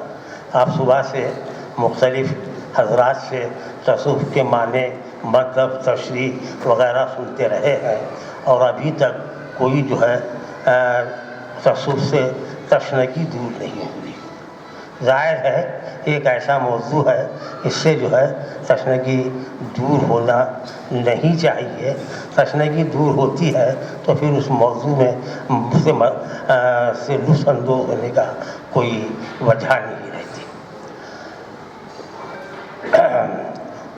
یوسف حسینی صاحب نے تصوف کا تعارف کرا دیا مختلف انداز سے، مختلف طریقے سے، مختلف حوالے سے، مختلف صوفیوں کے حوالے سے بھی انہوں نے باتیں بتائیں. ہمارے ڈاکٹر عبدالدین جنیدی صاحب نے ظاہر ہے کہ وہ اس میں کیفیت میں رہتے ہیں، تو ان کی کا بہت اچھا مقالہ انہوں نے پیش کیا. بے حد جی خوش ہوا کہ بھی کہ انہوں نے زیادہ سے زیادہ شعراء کو اپنے مضمون میں شامل کر دیا ہے. ہمارے شمیم طارق صاحب کا مسئلہ تو یہ ہوا کہ وہ ان کے لیے وقت کی تنگی کا احساس ان کو ہوا ہے، اور وہی احساس مجھے بھی ہو رہا ہے. میں کیا کہہ سکتا ہوں، لیکن بہت اچھی باتیں انہوں نے بتائی کہ بنیادی طور پر میں ابھی شاید ابتدائی زمانہ تھا ملازمت کا، میں نے ایک کتاب پڑھی تھی جنید بغدادی صاحب کی، تو وہاں سے مجھے لگا تھا کہ بھی تصوف کی جو تعریف انہوں نے کی ہے، تو ہم یہ دیکھتے ہیں کہ بھی قرآن میں کہا گیا ہے کہ فجور و فسق دو چیزیں ہیں. اللہ تعالیٰ نے دو باتیں بتائی, دو راستے بتائے ہیں, ایک نیکی کا اور ایک بدی کا. نیکی کے راستے میں ساری چیزیں آتے ہیں, اس میں آدمی کے ذات کا احترام بھی ہے, اس کی محبتیں بھی ہیں, بھلائی بھی ہے, نیکی بھی ہے, بھائی چارہ بھی ہے, مدد کرنا بھی ہے. ساری چیزیں جو بہتر چیزیں ہیں جو نیکی کے حوالے سے آتے ہیں, وہی ہم دیکھتے ہیں کہ ہمارے صوفیوں نے اسی کی تعلیمات دی. چونکہ ہم یہ دیکھیں کہ تصوف ایک علم ہے, تصوف ایک علم ہے, اور انہی صوفیہ نے بنایا ہے, اس کو علم کو پیش کیا ہے. اسی لیے ہم دیکھتے ہیں کہ بہت سی اصطلاحیں بھی آ گئی. جہاں علم ہوتا ہے وہاں اصطلاحات آ جاتی ہیں, جہاں ادب ہوتا ہے وہاں بلاغت اور کے حوالے سے یہ سمجھیے کہ آپ یہ سمجھ سکتے ہیں کہ بھی وہاں تشبیہ, استعارہ وغیرہ وغیرہ یہ تمام چیزیں آتے ہیں. تو ایک بات یہی ہے کہ بنیادی طور پر تصوف ہے کتاب اور سنت کے حوالے سے. کتاب اور سنت کو ہم سمجھ جاتے ہیں, اس کو ہم اپنے اندر داخل کرتے ہیں. جیسے کہ روح کی بات کی گئی ہے, ظاہر ہے کہ انسان کا جوہر, ہر چیز کا کوئی نہ کوئی جوہر ہوتا ہے, اور انسان کا جوہر اس کی روح کو مصفا کرنا, اس کو صاف ستھرا رکھنا, کسی سے بغض نہیں رکھنا, کسی سے کدورت نہیں رکھنا, ہمیشہ دل کو مصفا رکھنا, یہی تصوف اپنی باتیں بتاتا ہے. ابھی تو ہم یہ اس طرح سے اس پہلو کو سوچ سکتے ہیں, یہ تصوف کا علم جو ہے وہ ہر آدمی کے لیے نہیں ہے, ہر آدمی اس کو سمجھ نہیں سکتا ہے.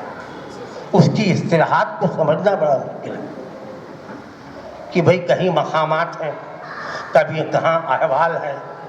یہ ایسے اصطلاحات ہیں اس کو آپ کو جو ہے علم کے ذریعے ہی سمجھ سکتے ہیں. آپ اس کو استاد ہی سمجھا سکتا ہے جو واقعی تصوف کا استاد ہے.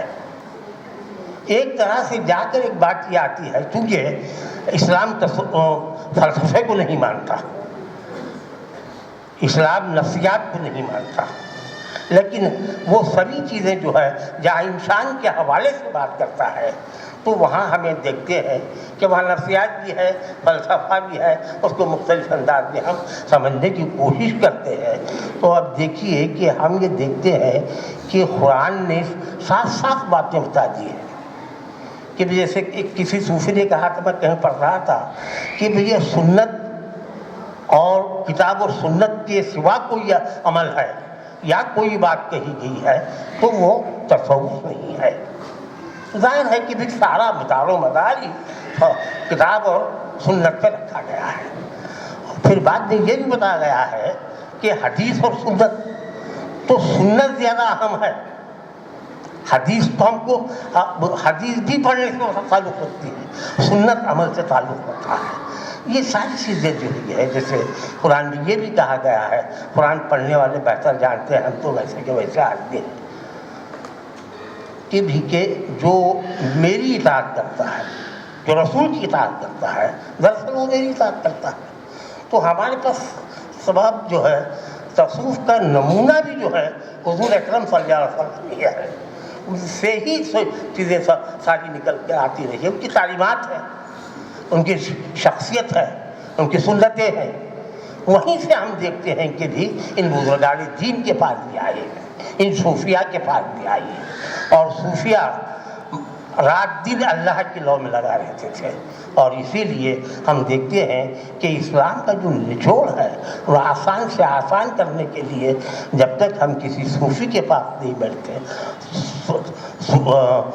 کیا کہیں تصوف سمجھنا مشکل ہوتا ہے. کہ میں ایسا سمجھتا ہوں, مجھے شاید میں جو ہے کمزور آدمی بھی ہوں, کہ میری علم بھی اتنا نہیں ہے کہ جتنا ہونا چاہیے, تو اس طرح سے بھی مجھے کمزوری محسوس ہوتی ہے. لیکن یہی ہے کہ جیسے ہمارے جنیدی صاحب نے مختلف شعراء کے اشعار سنائے کہ بھی اب یہ غالب کے پاس تو بہت سے ہے, इकबाल के पास भी हैं, बल्कि गालिब के पास ज़्यादा अशार हैं। तो आप देखेंगे कि गालिब के यहाँ ज़्यादा अशार करते हैं। इकबाल ने तालीमात दी है, क्योंकि इकबाल एक रोमानी शायर था। रोमानी शायर से ये मुराद नहीं कि ये रोमांटिक शायर जो अल्ले बल्ले होते हैं, वो नहीं। रोमांटिक शायर, रोमांस एक अलग ही सेंस है, अलग ही उसकी इस्तिलाह है। तो इकबाल जो है वो ऐसे शायर थे जैसे चकबस थे, और आपके दिगर और शुरा थे हमारे यहाँ जो रूबानी शायर को समझा जाता है। और रूबानी शायर के यहाँ ही इश्क का जज्बा तवील रहता है। तो आप देखते हैं कि इकबाल जहाँ रूमानी शायर है, इंतहाई इन्वॉल्वमेंट था हज़रत मोहम्मद मुस्तफ़ा सल्लल्लाहु अलैहि वसल्लम के साथ, कि जब नाम लेते थे तो उनको जो है एक कैफियत तारी हो जाती थी। तो बहरहाल ये है कि भाई क्या शोरा को बताया है, और हमारे शमीम तारिक साहब ने मैं अभी मेरे जहन में भी ये बात थी दक्कनी शायरी के हवाले से, मौजूदा दौर में भी मखदूम की जो नज़्म सुनाई है चारागर, वो तो जो है आपको कैफियत पैदा करती है। वो मैंने भी पढ़ी और मैं जब भी पढ़ता रहा हूँ नज़्म को, मुझे वो क़ुव्वत ताज़ी रही है। तो भी एक लफ्ज़ और भी इस्तेमाल हुआ, एहसान का लफ्ज़, जैसे हमारे हुसैनी साहब बता रहे थे, वो सिफ़ात किस्म उसमें आता है, लेकिन है ही एहसान। और एहसान क्या है? एहसान यही है कि भाई किसी की जो है के साथ उसका ताल्लुक़ बना रहे, ताउन करे, भलाई करे, नेकी करे, और उसके भाईचारगी हो, उख़्वत हो, मोहब्बत हो, अदावत का हो।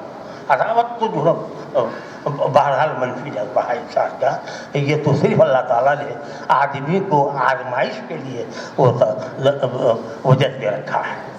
बहरहाल मुझे लगता है कि मैं महफिल निसा को मुबारकबाद देता हूँ कि उन्होंने ये सरज़मीन जो सूफियों की सरज़मीन है, यहाँ उन्होंने तसव्वुफ़ का डोल डाला है।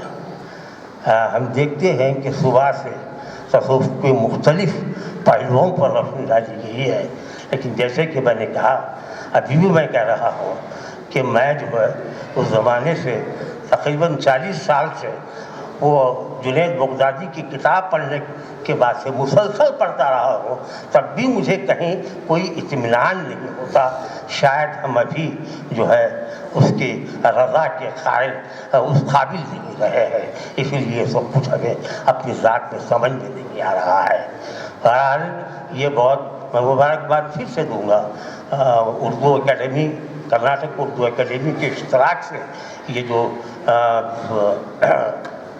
प्रोग्राम रखा गया है, सेमिनार रखा गया है, बहुत अच्छा किया है आपने।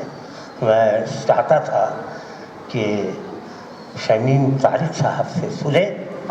देखिए आप मुख्तसर उसमें कितनी माना खाइज बातें उन्होंने बताई। इसी तरह से मैं समझता हूँ कि जुनैदी साहब ने भी बहुत अच्छी बातें अपने मखाले में लिखी है। इब्तदाई हिस्सा जो है जो तारुफ के अंदाज में चलता रहा है, बहुत अच्छा उन्होंने पढ़ा, बहुत अच्छा पढ़ा भी, दिल खुश हुआ है। बहरहाल मैं अपने तमाम मखाला निगारों को अपने दिल की अमीर गहराइयों से उन्हें मुबारकबाद देता हूँ, और आप सबको मुबारकबाद देता हूँ कि आपने बाअदब खामोशी के साथ इस प्रोग्राम को सुन रहे हैं, सुना है, और आपको और सुनना है। तो इसी तरह से सुनिए। तो ऐसा है कि ये सोबतें जो है नेकियों की तरफ ले जाती है, ये सोबतें मोहब्बतों की तरफ ले जाती है, ये सोबतें जो है इंसानियत की तरफ ले जाती है। मैं आप सबका शुक्रिया अदा करता हूँ। शुक्रिया।